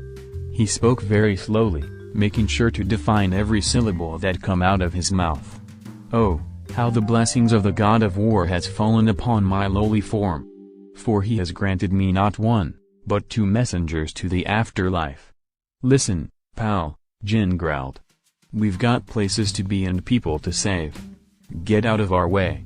"You shall not escape me," Kumadori voiced, his hair wrapping around both of the pirates who began to struggle.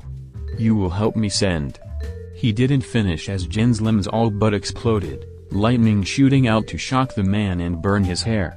Jin reformed outside of the sage's reach, drawing his flintlock pistol and pointing it at the man. He fired. Kumadori, however, was not a CP9 agent for nothing. Using his staff, he deflected the bullet, back at the man to let it pass through his incorporeal form. "Let the Donna go." "Alogia, I see," Kumadori observed, rubbing his chin as his hair shifted Nami to the side, her hand just brushing by his chest. "A ghost of a man, you are. Not fully human, and yet you retain your shape. An anomaly of nature just like the shifting of the seasons." "I said," Jin growled, tossing his empty gun to the side. "Let the Donna go." He launched forward, his sparking tonfa burning through locks of the agent's hair to free the navigator who backed away from the kabuki-themed man. "I need somewhere more open." Nami coughed, rubbing her sore throat from where the agent had his hair wrapped around it and taking off back the way they had come. Jin had no choice but to follow, Kumadori chasing them so as to not lose his prey. Though a man may train to move at the speed of light, he cannot escape death. Shave. Suddenly, the agent was in front of Nami, trying to wrap her in his hair again. Jin came to her rescue, diving in to hit the man in the chest with both of his weapons. 3000-watt slam. Ack. Kumadori fell back, clutching his chest where his heart should be. "Come on!" Jin yelled, he and Nami, taking off past the gasping man. "I put enough power into that to stop a man's heart, but I don't think it'll work on this guy." The two ran, angry shouts from the agent behind them spurring Nami to run faster. Finally reaching the center room with the staircases, the pirates turned back to face their opponent.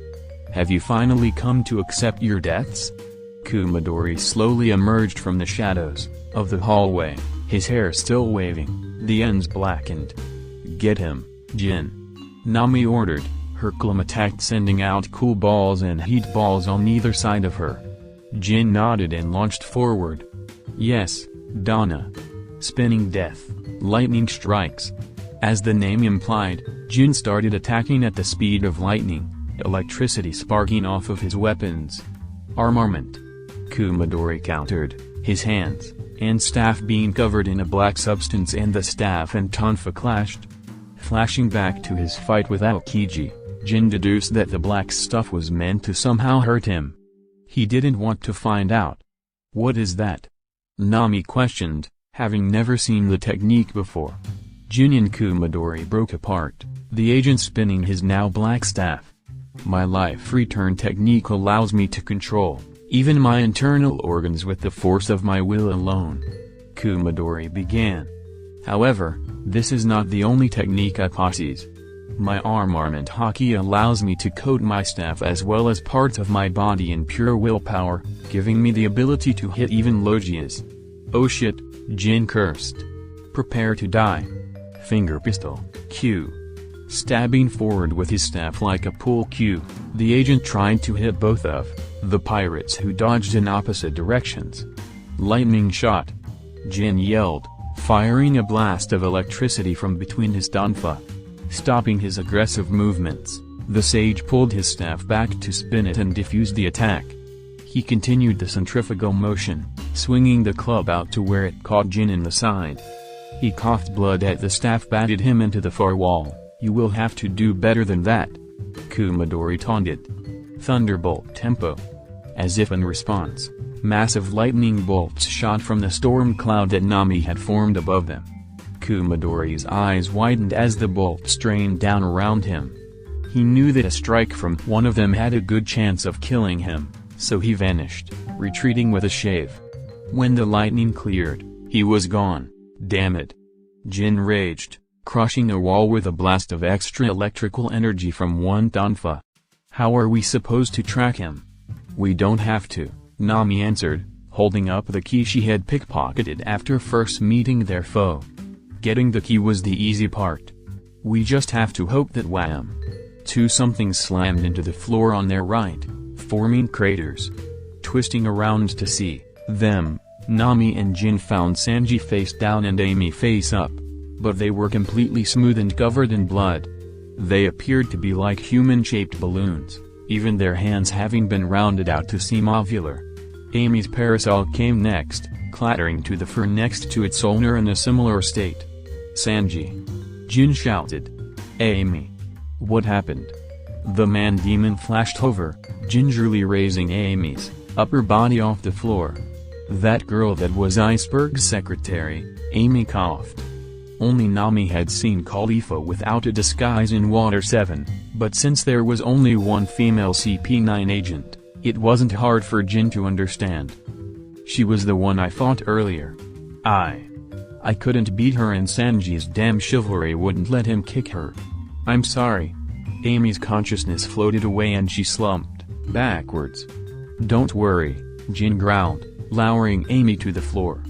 Rest up. The Donna and I will handle her. Oh, will you now? Nami and Jin looked up, surprised to see the woman with nothing but bubbles covering her most private areas leaning on the railing above them. I bet you Sanji passed out before the fight began, Jin stated. No dice, Nami responded. Thieves don't take suckers' bets, let's go. Frankie and Chopper. This way. Chopper called, running in his walk point ahead of his cyborg partner. He took a sharp left down a hallway, only to bump into something and come rolling back. Reindeer bro! Frankie yelled, skidding to a stop by the doctor. You okay? Yeah, Chopper grunted, reverting to his brain point. What did I hit? Chapapa. It was I, Fukuru, the silent lover of rumors, Chapapa.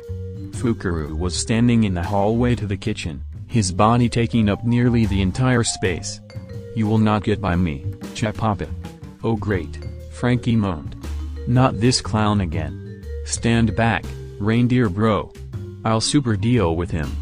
You can try, Fukuru chuckled, but I will not let you pass, Chapapa. Strong right. Iron body. Frankie's fist met the agent's stomach, a cough coming from Fukuru as he took a step back. It's cool how you CP9 guys as make your bodies as hard as iron, Franky admitted, but my hands are the super genuine article.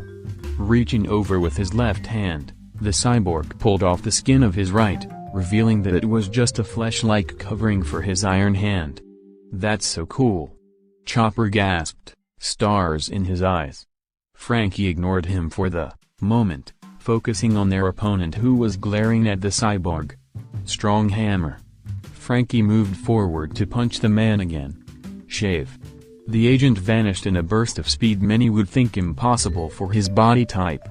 Reappearing in front of Chopper, Fukuro prepared to stab the little doctor with his finger. Heavy point. Chopper yelled, surprising the self-proclaimed lover of rumors. With a strong punch, Chopper was able to send the agent rolling back toward the cyborg who batted him away with his fists. Fukuro crashed into the wall. Weapons left. Opening his wrist hatch, Franky aimed and fired with the last of his cola. The wall exploded into a dust cloud, but there was no blood or body. Damn it. The coward dodged.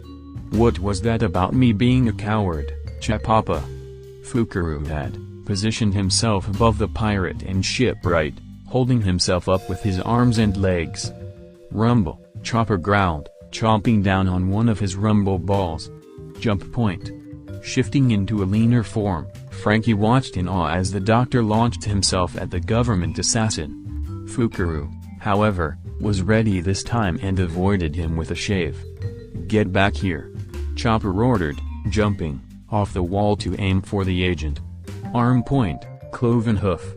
Moonwalk. Chopper's ridiculously oversized arm slammed into the ground where the government man had been, carving a clover shape into the concrete. Keep him busy, reindeer bro. Franky called. I'll super be back after I've refilled. Don't leave me. Chopper panicked. Shave. With 2 motions, Fukuro punched Chopper and appeared in front of the native of Water 7 with his fist raised. Franky blocked the first punch with his forearm, but the second clipped his chin, sending him through the wall behind him. Franky. Chopper yelled. I'm not done with you, yet, Chapapa. Fukuro launched toward the reindeer with his hand out. Finger pistol. Guard point. Chopper cried. Once again caught by surprise, the assassin's attack was too slowed by the fur to hurt, becoming only a light poke. Shedding the fur, Chopper threw it on the agent and transformed again, this time into his horn point. Pawing the ground while his opponent flailed around, Chopper charged. His horns lightly stabbed the man, only going deep enough to draw blood but pushing the green-haired thing back regardless. The two went through the hole Franky's body had made to enter a big room with a giant refrigerator on one wall. Finally, Franky shouted from behind the open refrigerator door. The door slammed shut, revealing Franky with 3 oddly shaped bottles clutched in one hand. The cyborg opened his stomach and stuffed the bottles inside. Slowly, his hair waved without a breeze and began to defy gravity again. I'm feeling super again. So, you drank some cola, Fukuro brushed off, backhanding Chopper into a wall to his right. It's not going to make a difference, Chapapa. That's where you're super wrong, bastard, Franky smirked. Strong right. Shooting his hand forward with more power than he'd had in hours, the cyborg's fist met the agent's face and threw him backwards. You did it. Chopper cheered as he reverted back to his brain point.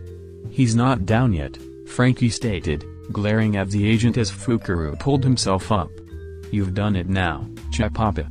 Now I'm pissed, Chapapapapapa. Bending down, the round agent took off toward the duo he was fighting. Secret art, Al-Barrage. As he ran, Fukuro seemed to split into 10 different copies, each one see-through.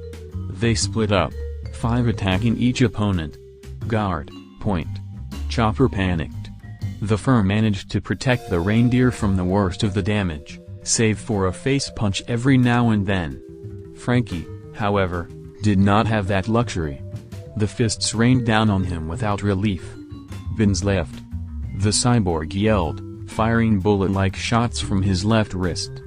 None of them hit anything. Fukuro continued to pelt both intruders with his fists, even after Chopper's rumble ball timed out. Papa. Get the hell off. Franky shouted, throwing his arms out in either direction in the hope of hitting something. He got lucky, his left fist crashing into Fukuru's stomach. All of the copies faded as the man slid away. Franky charged him, punching the agent through several walls to where he landed outside. You got him. Chopper cheered again. Nah, Franky denied. He still got some steam. Leave him to me. Loosening the joints in his robotic hands, the cyborg stepped out of the building. So cool. Chopper whispered to himself. What happened in here? The doctor nearly panicked, spinning around to find the agent with pink hair in the hole to the hallway. Seeing him, Chopper shifted into his heavy point and prepared to fight. Kumadori hummed, seeing the reindeer. What are you, my dear gorilla? I'm a reindeer. What are you, an octopus? I'm a lion.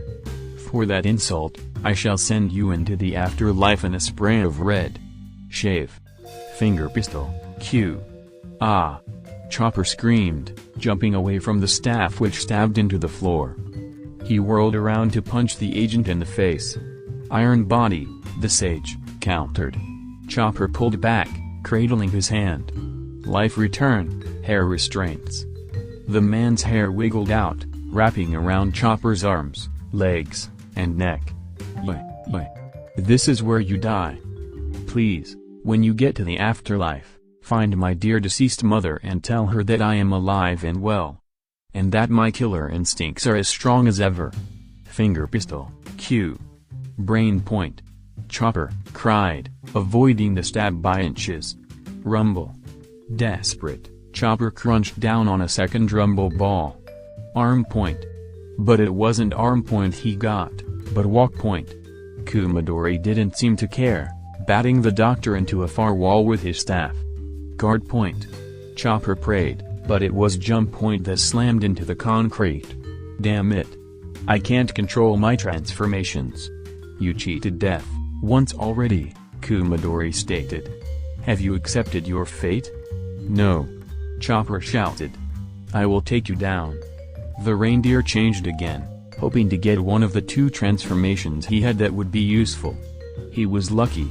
Shishi kebab. Kumadori cried, lighting the top of his staff on fire. He swung at the approaching arm point, smacking the pirate in the face. Chopper tried to shake it off, continuing to run forward despite the dizziness in his mind. Carving hoof Sakura. Leaving pink marks in the shape of the attack's namesake, Chopper expended the last of his energy as his hooves battered at the agent. Kumadori was still for 5 seconds, his mouth gaping and his nose bloody as he tried to hold on to his consciousness. Unfortunately for the doctor, he succeeded. Kumadori screamed, sweeping his staff forward to throw the human reindeer into another far wall. Blood seeped from cuts and gashes on Chopper's small body while his foe was only covered in large bruises with a trail of blood running down from the side of his mouth and nose. He had no other options. With a shaky hand, Chopper raised his third and final rumble ball. I'm sorry, Doctorine, Chopper whispered, coughing up blood. I couldn't keep my promise. Rumble. Ra-were. Chapter 57, Bubble Trouble. Jin and Nami. This is a lot of pink, Jin observed as he and Nami stepped into Khalifa's room, a pool of bubbles at their feet. No kidding, Nami agreed. There's no reason. Shit, Jin spat, he and the navigator dropping to their knees. My strength is fading. Do you like it? Khalifa asked, now clothed, stepping out from behind a pillar.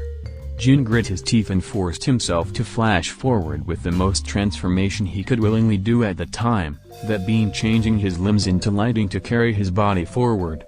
The agent's eyes widened as she threw up her hands, a shield shaped like a bar of soap shooting up for her to hide behind. Jin's electrified Danfa smashed through the barrier, but the soap gave his female foe the time she needed to escape and land next to a bubble-filled bathtub. I'd forgotten that we received word that you'd eaten the rumble fruit, Khalifa stated, rubbing along her arms where bubbles formed and floated away. Admiral Lokiji said you weren't forthcoming with where you got it, though. I killed God, Jin stated, his spinning tonfa building up power. The breeze they caused was slowly blowing away the bubbles near Nami's feet. I see. You don't want to tell us what he means, Nami smirked, lifting herself up with the use of her perfect climb attack. Is that he defeated a man who called himself God in a place known as Heaven, Godsland Skypia. It was quite a trip. So Straw Hat's mistress is a liar as well. The navigator's eyes narrowed at the title. Khalifa continued. Usually it's Kumadori that deals with our Logia targets since he discovered armament hockey while developing his life return ability, but the rest of us can manage just fine. My new powers will make it easier for me to defeat you, after all. Let me guess, Nami yawned. You ate a bubble fruit or something. How did you know? Khalifa gaped defensively. Ahem, well, it doesn't matter. Now watch in horror as I show you the true terror of bubbles. Bubble Master, Bubble Sheep. That is the stupidest thing I think I've ever seen, Jin commented, eyeing the form Khalifa had created. And that's saying something to anyone who has met our crew. He wasn't wrong about her form. Khalifa had covered herself in a layer of bubbles. From the bathtub beside her, only her legs, face, and arms showing, the latter bent to mimic horns. How insulting! Khalifa cried. Take this. Calming bubbles. The woman's disguise broke apart, shooting toward the Logia in medium-sized clumps. Jin batted them away with a charge running over his iron weapons, choosing to not take any chances. Even so, several blobs still slipped through his guard, striking him and sticking. The man-demon felt his strength falling. My bubbles have the ability to cleanse anything they touch of nearly anything I please. Grime and dirt, of course, but also things like willpower, energy, and now electricity. Maybe so, Jin grunted, falling to one knee, but I'm not fighting alone. Look up. Storm clouds. The agent gasped. There's a storm warning for the entire Tower of Law, Nami smirked, her climb attack still pumping out heat balls and cool balls to add to the cloud that covered the ceiling. Storms are expected even indoors, so you should be careful not to be wet. Thunderbolt tempo. Nami finished her declaration by firing the thunderball into the cloud. The storm sparked a little before releasing the static current it had downward, multiple blasts of lightning raining down on the floor and leaving scorch marks. One such blast struck Jin, who had fallen to all fours, bursting the bubbles that remained on his form and filling him with new energy. Khalifa, however, was able to avoid the lightning with liberal use of her shave technique and soap shield. What an interesting weapon you have there, she commented, eyeing the staff that had the power to summon storms and control lightning. Isn't it? Nami gloated. The perfect weapon for a navigator like me. Jin flashed to her side, a little ahead of the girl, before falling into a defensive stance. Thank you, Donna, Jin said, his eyes never leaving their opponent. Without your help, she may have beaten me. Don't forget, Khalifa snarled. We CP9 agents can move faster than lightning. Shave. Suddenly, she was gone, only for Nami to shriek. Donna Nami! Jin cried, spinning around. Golden bubbles, Khalifa purred, her head on Nami's shoulder as the agent's slathered hands danced over the younger female's body. As Jin watched in shock, Nami's form slowly changed from that of her normal form to one like Sanji's and Amy's when they'd found them, her weapon falling out of her hands when they became too slippery to hold their grip on it. Look at how beautiful your skin is now. I'll admit, it doesn't do much for your lesser curves, but your skin is flawless. Let her go. Jin yelled, his tonfa passing through the space the woman's head had been in. Without Khalifa there holding her up, Nami's legs gave out and she crumpled to the floor. Donna. So worried about her, Khalifa chuckled, causing the Logia to face her. She's not even the most beautiful woman here. At least I have a boyfriend. Nami retaliated, Khalifa's face twisting into one of shock and rage. Why you? Booed up. Halting her own sentence, Khalifa pulled a transponder snail from her cleavage and woke it up. This is the snail I was looking for, Spandam's voice cried from the snail. You idiot. Robin's voice cried. Do you even know what you've done? Of course I do. Spandam replied with fake confidence. I pressed the button on the golden transponder snail. I triggered a buster call. Everybody run. Robin cried. If you stay here, you'll die. Run away. Shut up, you bitch. Spandam shouted, followed by the sound of the man punching the woman. Don't tell them things they don't need to know. So I pushed the button by accident. It doesn't matter. Of course it does. Robin yelled, her voice quieter due to her distance from the snail.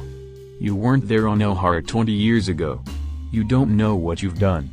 If you don't take it back, the Navy will completely destroy Anai's lobby and everyone on it until nothing is left.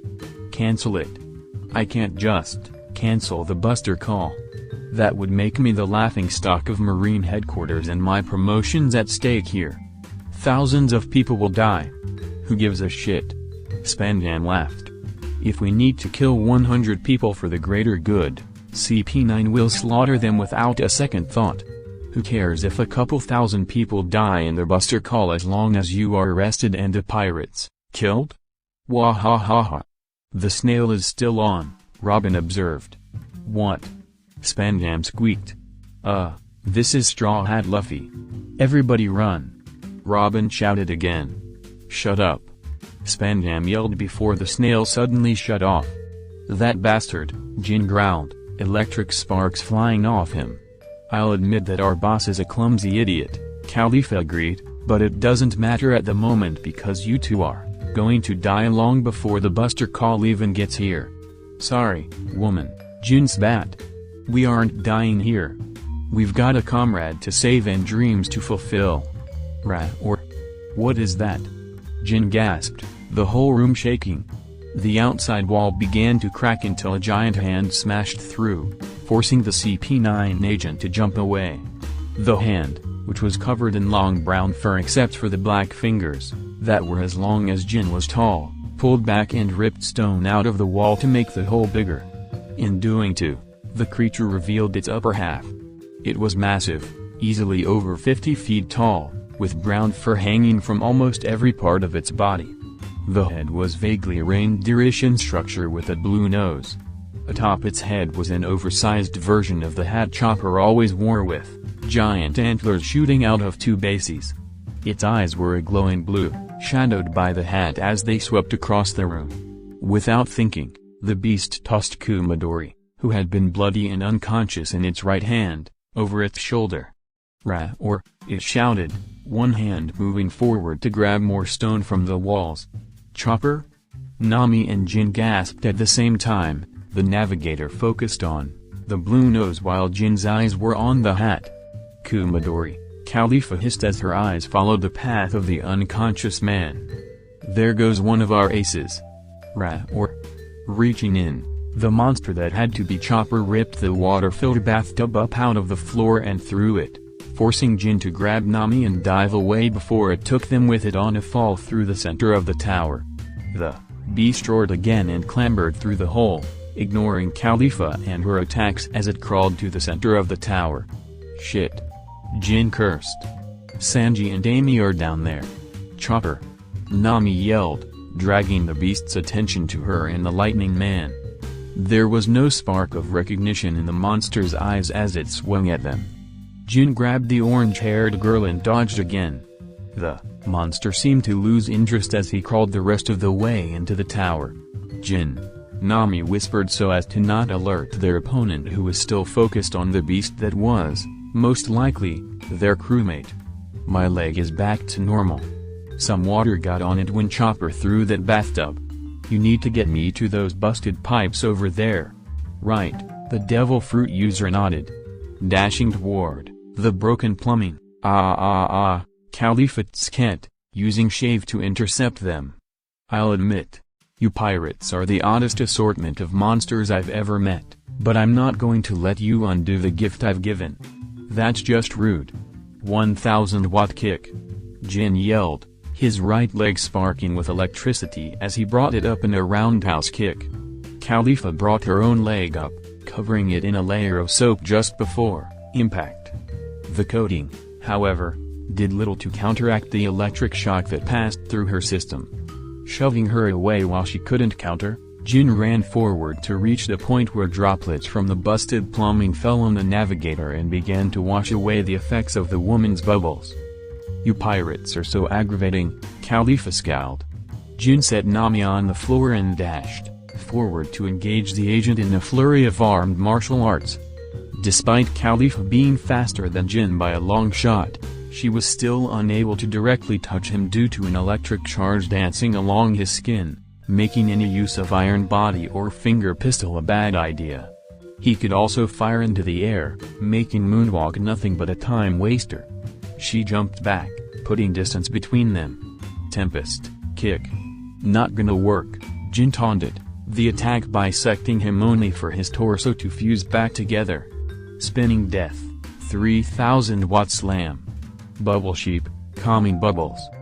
Despite the wave of dangerous bubbles, Jin continued the charge forward, the electricity on his skin popping any and all bubbles that made contact. Behind him, Nami had regained her form and was throwing thunderballs to back him up. Seeing that her first attack wasn't working, Khalifa launched a new one. Bubble tsunami. From behind her, Khalifa called forth a massive wave of calming bubbles that would most certainly engulf and subdue Jin if he was swept up. The man slowed, allowing Nami's thunderballs to pass him before reaching out with his power. Electric net. Using the charges and the thunderballs with just a little of his own, the lightning man connected each of the thunderballs with several others, making a net, as the name implied. The combination attack collided with the bubble tsunami, causing an explosion of sorts. Jin rushed through, locking his danfa behind the woman's head so it looked like he was hugging her. "Got you?" he smirked. The woman's eyes widened. "Sexual harassment," she squeaked, lightning rod tempo. Nami yelled, calling forth another bolt of lightning. It struck her crewmate, passing through him and into the opponent who screamed in pain before passing out. Steam rose from Khalifa's open mouth as Jin dropped her. Nami and Jin vs Khalifa winners, Nami and Jin, Zoro, Usopp, Koby, and Grace. Earlier, Tempest kick, Sky Slicer. Duck. Zoro yelled, tackling Usopp as Koby pulled Grace down with him. Kaku's attack pulsed out as a circle of pure cutting power, slicing the Tower of Law in half diagonally. With a groan, the top half of the tower slid downward, revealing the sky over half of the room. "What the hell, you long-necked moron!" Jabber shouted, fading into view as he shaved to Kaku's side. "You cut the entire tower in half. I don't want to hear anything from a dog like you," Kaku responded coldly. "Why, you? Hey, bitch." Koby's insult hit home, freezing the wolf man instantly. "What did you just call me?" he growled, literally. Next to him, Kaku laughed, only for Zoro to pounce on him. "I called you a bitch, dog man," Koby shouted, changing into his hybrid mode. "They should have you neutered. Shave. Finger pistol." In an instant, the enraged agent was on top of the ancient zone, his hands a blur as he tried to stab the teen with his claws. Said claws clashed with Koby's Sabaku no Kiba, ringing. "Take this," Grace shouted, popping up from behind Koby. "Colors trap, bullfight red. My eyes." Jabber fell back from the surprise attack, rubbing the red paint out of his eye sockets. "You bitch. Shave. Finger pistol." "Where'd he go?" Koby asked, looking for the wolf that had vanished. "Damn it." Even Zoro and Kaku stopped their fight, looking around to find the source of the angry shout. The source was Jabra in the corner, continuously hitting a red design. "What the hell did you do to me? You idiot." Kaku laughed. "What are you doing?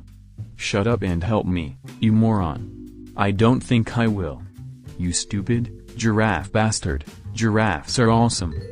Colors trap, sadness blue. "Dear Goda, I suck," Jabra cried in the wake of Grace's latest attack. "I'm not the alpha of the pack. I'm weaker than a damn cat. I don't deserve to even eat dirt." Ha! That's the best thing I've seen all week. Koby laughed as Grace pulled Jabra's key out of the man's pocket. If you all weren't pirates, I would thank every one of you. Special attack! Usopp yelled, finally coming out of hiding from behind the door. Handcuff surprise. Usopp had relieved an open safe of its 4C prism stone restraints, one of them now being used as a projectile fired toward Koby. The man-beast agent jump-kicked them aside toward the pirate zone. Koby wasn't fast enough to avoid the cuffs and they smacked him in the face, catching on one of his horns for prolonged exposure. Ow, Koby moaned, the C prism in the cuff straining his energy as they sat on his face and turned him human.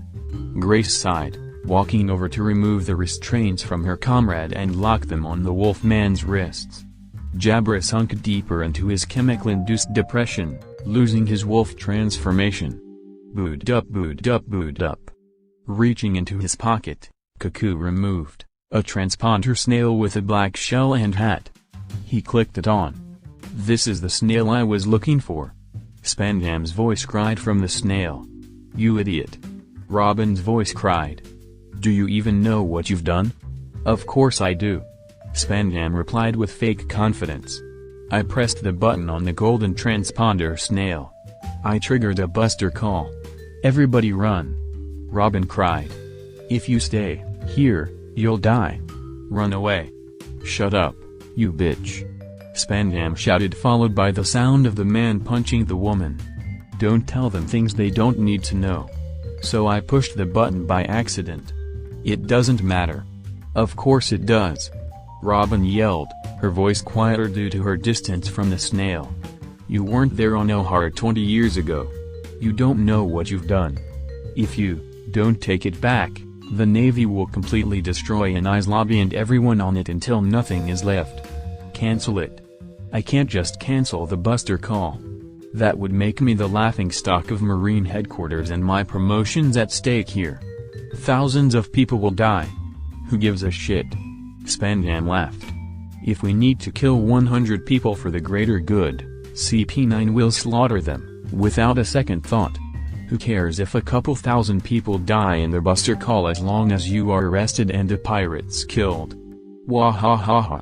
The snail is still on, Robin observed. What? Spandam squeaked.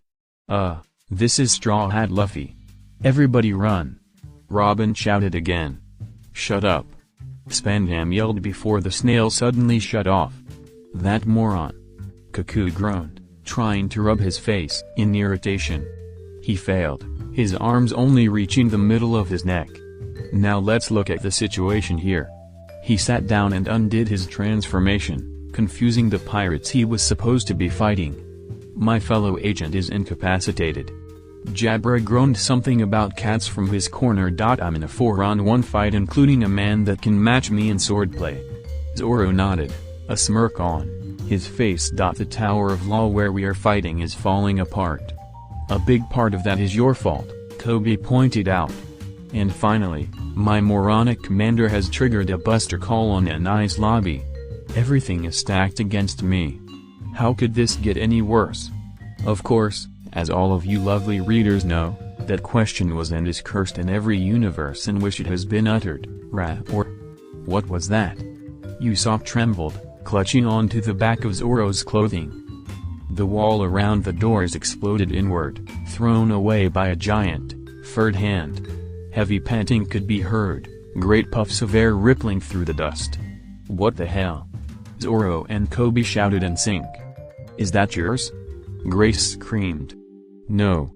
Koby yelled back, just as scared as the pirates. I thought his was yours. Chopper. Zoro realized, his eyes resting on the beast's hat.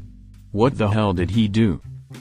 Or apparently tired of the little maggots making noise, the giant chopper stepped into the room and swung. Koby and Grace dove out of the way as the hand kept moving to smash into the outside wall. A huge hole developed, not helping the structural security of the building in any way. The monster took another couple of steps into the room and swung at Koby, who dodged with shave. Jabra, however, couldn't have moved if he'd wanted to. He was hit dead on and launched out into the hallway.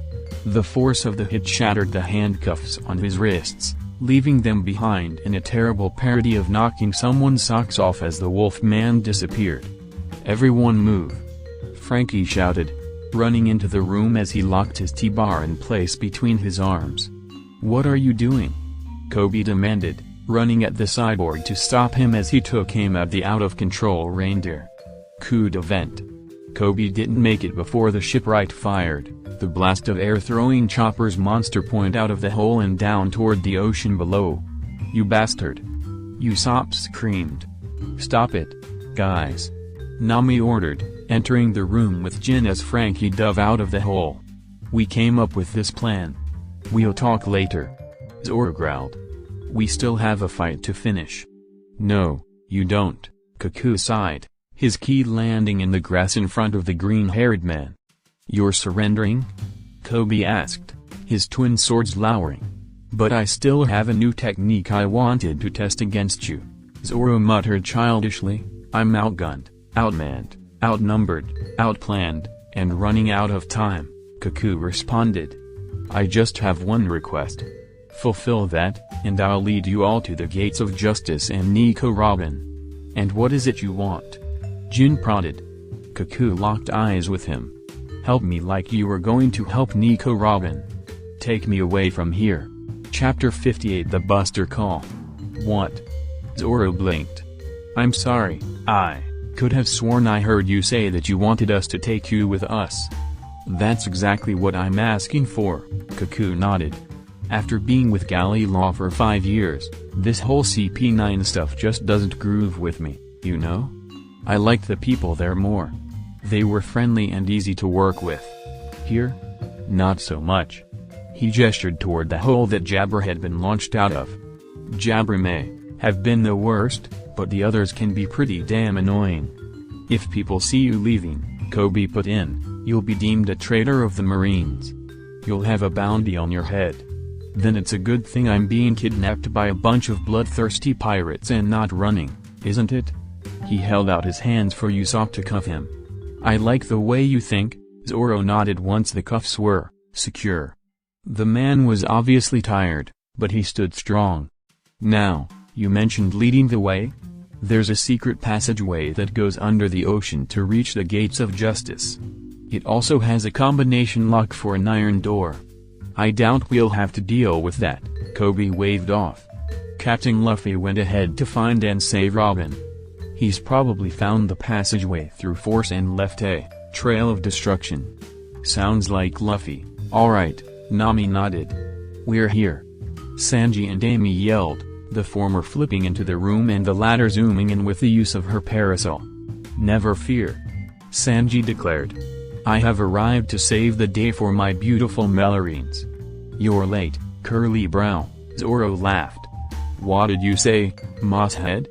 "Not now," Koby shouted, pointing out of the hole in the wall where the gates of justice could just be seen through the mist. "We don't have time for this. The doors are opening.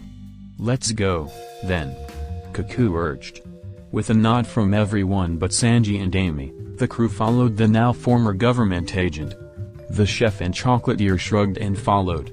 "The entrance is hidden as a box in the back of the building," Cuckoo explained as the group ran.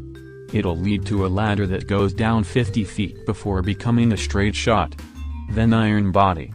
Cuckoo cut himself off, raising his arms over his chest as Jabra appeared, his claws trying to stab into the other Six Powers Master. The Wolfman's clothes were torn, the paint Grace had put there smudged and useless. "You turning traitor on us?" Jabra demanded, back-flipping away to stand in front of the group. "I knew you could never trust a giraffe. For the last time, giraffes are awesome." "Yeah," Koby added.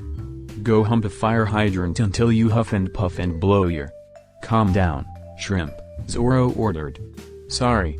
I appreciate the gesture, little man," Cuckoo smiled.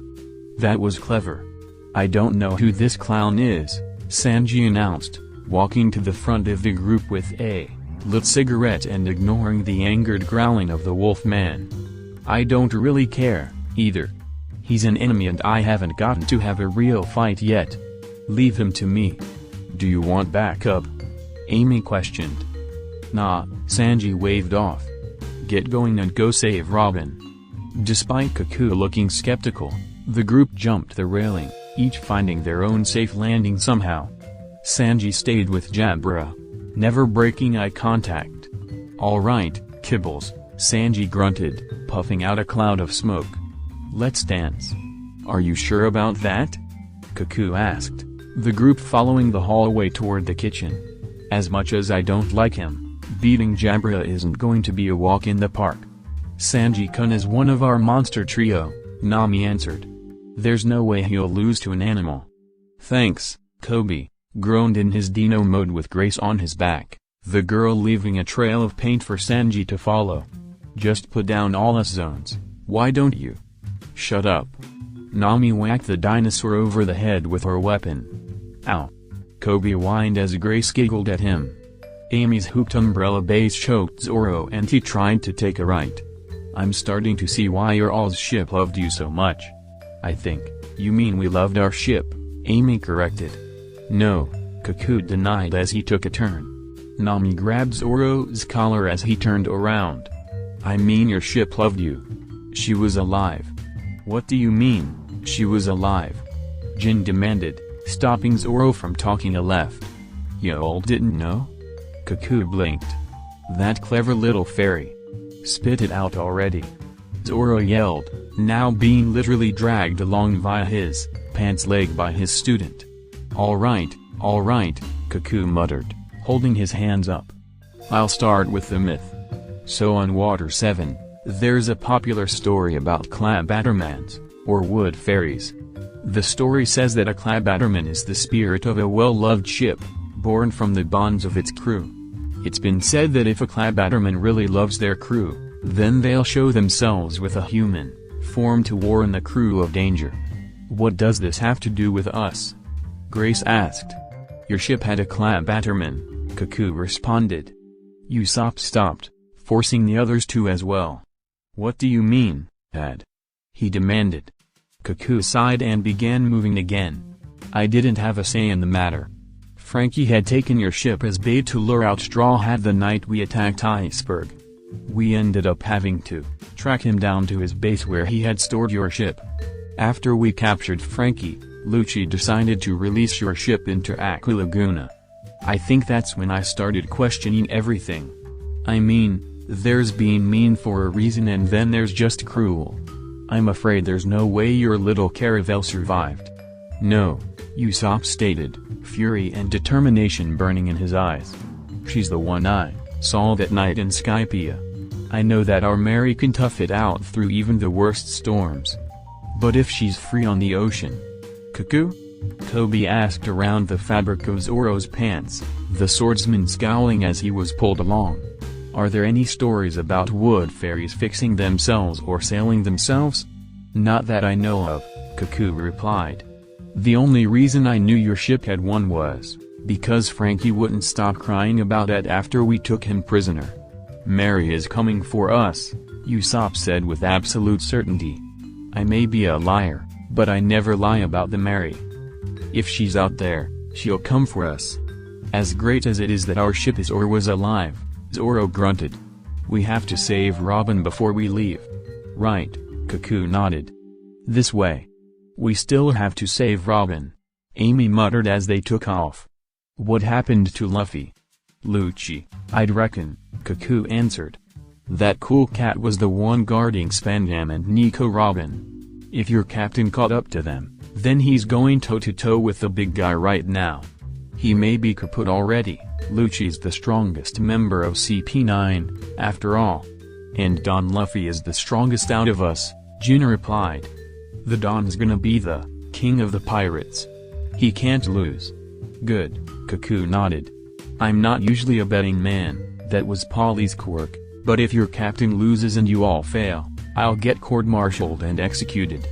The group ran out into the outdoors, an unobstructed view of the gates of justice showing them that they were almost open. Ow. What's up, guys? Turning to their left, the pirates and defector found Frankie and an unconscious and sopping wet chopper next to him. Why is Kaku with you? "He's our prisoner," Koby answered. "The white lie would do for now. Show us the secret passage, long neck." "It's over here," Koby sighed, faking injury and lack of energy. He limped over to a box and knocked on the wood. Usopp walked over and opened the lid, revealing a ladder, just as Koby had told them. "You're going first," Amy smirked, pushing the former agent down the hole with a laugh at his surprised scream. Kai ha ha ha. The pirates and Franky followed, Zoro carrying Chopper. Reaching the bottom, they found a long hallway covered in gray metal. At the end was a large door that was ripped off its hinges and left dented on the floor. "Yep," Koby chuckled at Koby's and Franky's shocked faces. "Captain Luffy has definitely been here." "Hurry up," Nami ordered. Fearing her womanly strength, all of the men, including Koby, took off. Nami and Amy followed behind while Grace was still using Koby as transportation. Finally, they reached a door at the end of the hallway. Franky barged in first, coming to a complete stop within what seemed to be a storage room when something slammed into the wall to his left. The others slid next to the cyborg as Luffy pulled himself out of the crater in the wall. "Captain Luffy!" !Don Luffy! !Luffy! !Straw Hat! The teens' various names mixed in a loud chorus of shouts. "Go on ahead," Luffy grunted, not even stopping to greet his crew. "We're running out of time." "Do you want some help?" Franky asked, ready no weapons left. "No. This pigeon bastard is my opponent. Just get to Robin." My, a human Lucci chuckled. "What have we here?" "Koby, I'm disappointed. Captured by some snot-nosed brats?" Koby lowered his eyes, feigning shame. "Well, I guess you'll be collateral." Tempest kick. Zoro and Koby moved instantly, their 5 blades managing to destroy the flying slash. "Oi, bastard!" Luffy shouted, pumping blood through his legs. His skin took on a pink hue and his body got hot enough to steam. In a flash, his hat was sitting on Nami's head, but the captain was in the same place. Second gear, jet pistol. Gah! Lucci went flying with a spray on blood from his mouth, crushing a couple of boxes. Luffy lowered his stance defensively. "Don't you dare touch my Nakama or I will kill you." "Go, guys, I won't let you through," Lucci rumbled, his form twisting into that of a humanoid jaguar. "Another guy with devil fruit powers." Franky gasped. "Your fight is with me," Luffy shouted, disappearing in a blur. Avoiding Lucci's attacks and Luffy's subsequent counterattacks, the group ran through the door on the far wall and into a stairwell. "It's a straight shot up the stairs from here," Koby informed the group. "Spandam doesn't like to play nice, though. I bet he's set a trap, just in case. He's always been a paranoid panda like that." "Amy, use your powers to fly ahead," Nami ordered, trying to ignore the sounds of battle behind them. Without thinking, the navigator reached up and held her lover's hat. The blonde nodded and opened her parasol before activating the breath dials within. She rapidly floated up the stairs. Reaching the top, Amy lowered herself to the floor of the bridge and viewed what was happening. Her eyes landed on Robin, her arms tied with a rope and her being literally dragged toward the fully opened gates of justice by Spandam. Feeling rage fill her being, Amy took to the air again, charging the leader of CP9. Heavy impact. With little to no warning, Amy rammed herself into Spandam's back. The man coughed blood as his hold on Robin was forcefully released. Amy increased her mass, digging trenches into the concrete while skidding to a stop and watching Spandam crash. "Kai ha ha ha. Miss Valentine." Robin gasped. "Hello, Robin," Amy grinned, ignoring the shocked Marines at the end of the bridge. "The others are on their way with all of the keys." "Thank you," Robin cried, tears streaming down her face. "Thank you all." "Shoot them," Spandam yelled, pulling himself up. "Shoot them both to death without killing them." The Marines shot confused looks to each other, but raised their weapons all the same. Behind the pirates, the top of bridge entrance blew up, Franky flying out of it and falling into the ocean below. Fire. Dense shield. Amy retaliated, opening her umbrella and increasing its mass to the point where it was harder than a brick wall. The bullets bounced off of it with no effect. Gah! A Marine was caught by an explosion, the force blasting him backwards. Another Marine was caught, and another and another. What's going on? Spandam demanded before he, too, was thrown backwards by an explosion. The cavalry has arrived, Amy smirked. Kai-ha-ha-ha. Kai-ha-ha-ha. Robin. All of the rescue party, Luffy and Sanji being the exceptions, ran onto the bridge with Franky coming up from the side sopping wet. Usopp pulled ahead of the others and loaded his weapon. Special attack, Sunflower Star. 5 exploding pellets impacted Spandam's face just as he was getting up. The pirates, and Franky, surrounded Robin, pushing Cuckoo in with her as Nami set to work finding the right key. She threw out the number 2 key since those handcuffs were put on Jabro before Chopper broke them, but Usopp had swiped the rest of the cuffs. The number 5 key, the one they got from Cuckoo, unlocked Robin's bindings. "I'm free," Robin cried happily, hugging Nami. She went around the circle, hugging each person, even Cuckoo. Her hug lasted longer than the others when she hugged Zoro, but everyone else attributed that to the fact that the swordsman was carrying Chopper. Sanji was going to flip when he learned that he missed a hug from Robin. "We're glad to see you safe," Zoro grunted, a slight tilt of the ends of his mouth showing just how happy he was. "I've been waiting a long time to do this," Robin smiled evilly. "Cease, Fleur," slap. 6 arms grew out of Spandam's chest which began to smack him over and over again. Kai-ha-ha-ha. "That bastard deserves worse than that. Call reinforcements." Spandam yelled through his swollen jaw. "Get everyone you can on this bridge."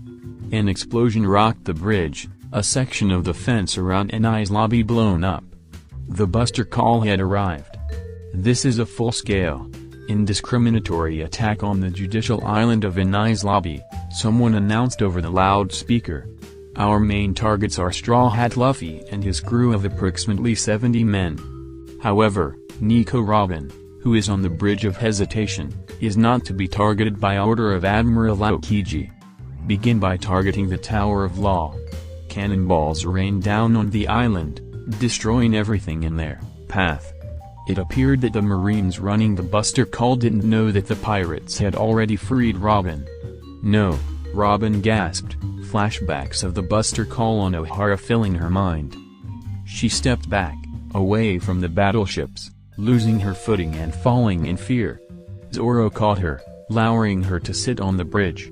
Seeing her fear, he set Chopper in the woman's lap in the hopes that the unconscious doctor's fluffiness would provide some form of assistance. "So, they've got a ship at the end of the bridge here," Franky commented. "That seems like our best chance of escape." "We'll go for it," Nami agreed as Usopp picked up Robin's cuffs and stuffed them in his bag. "Still, we should wait for Sanji and Luffy. Plus Robin isn't in any state to run at the moment." "Don't worry," Zoro grunted. "Jin, Shrimp, Franky, and I can hold off these Marines just fine.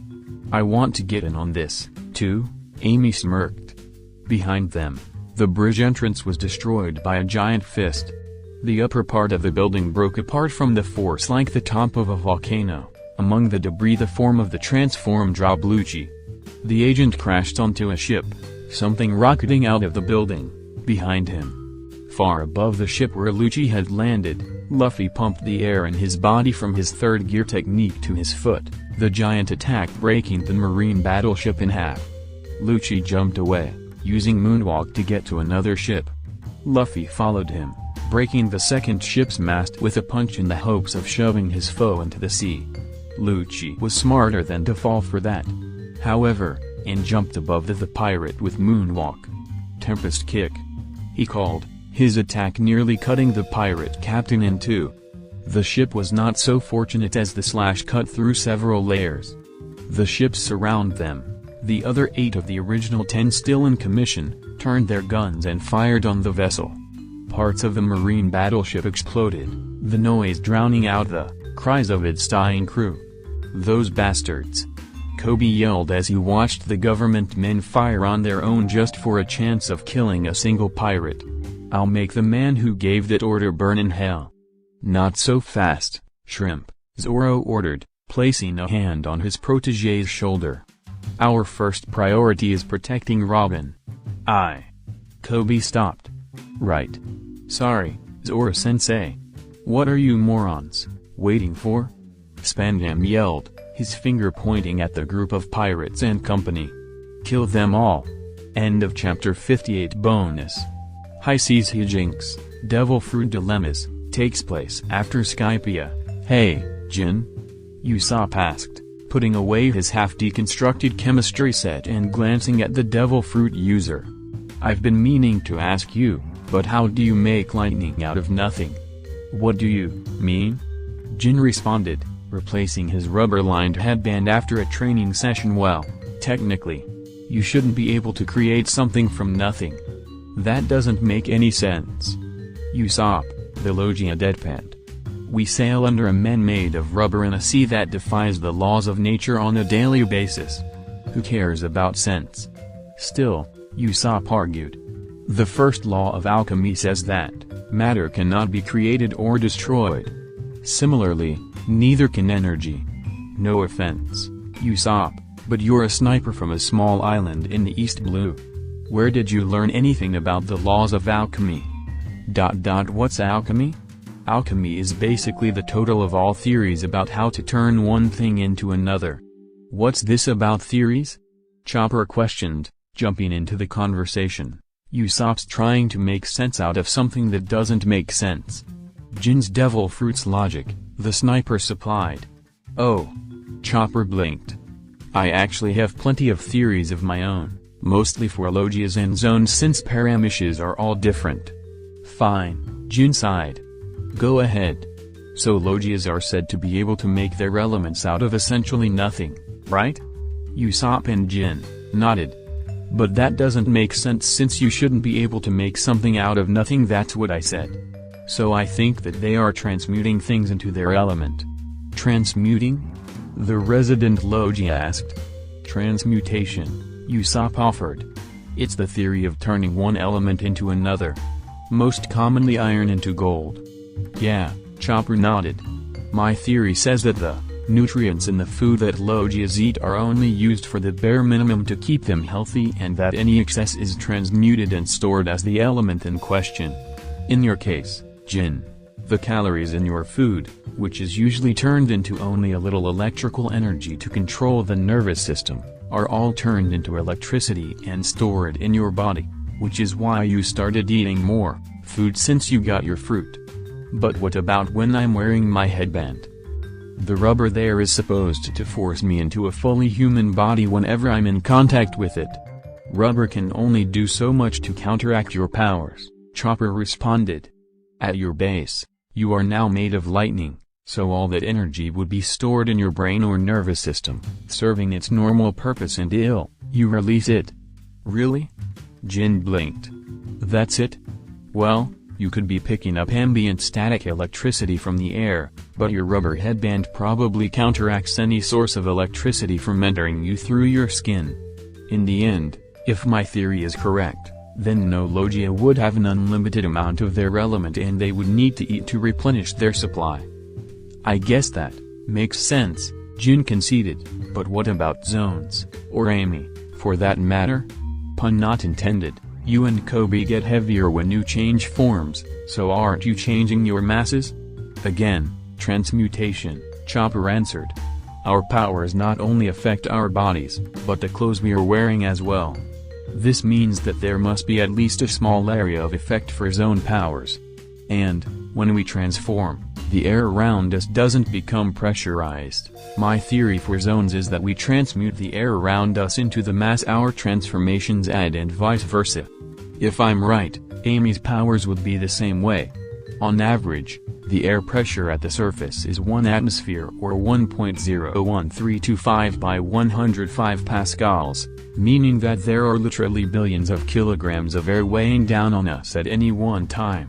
so even 10,000 kilograms of air being converted into human mass wouldn't make any difference in the local atmospheric pressure. The converse is also true. Since the created air from Amy lowering her mass is ejected from her entire body rather than in one direction, the only way we could measure it would be if she was locked in an airtight room for testing purposes. The doctor turned to his two crewmates, expecting them to be nodding along, but, if anything, they seemed to be nodding off. Both Jin and a far-off look in their eyes as they stared off into space. Chopper's scientific rant had gone straight over their heads. Well, Jin blinked, coming out of his daze. I'm hungry. What do you say we just call DevilFruit powers a mystery and leave it at that? Fine with me, Usopp responded with a shrug. Hey! Chopper cried, scandalized. It doesn't matter anyway, Jin shrugged. It's not like anyone really cares. I mean, who'd care about the specifics of our world? It's not like anyone would need to make their own theories about our powers because they're writing a story about us or anything. Right?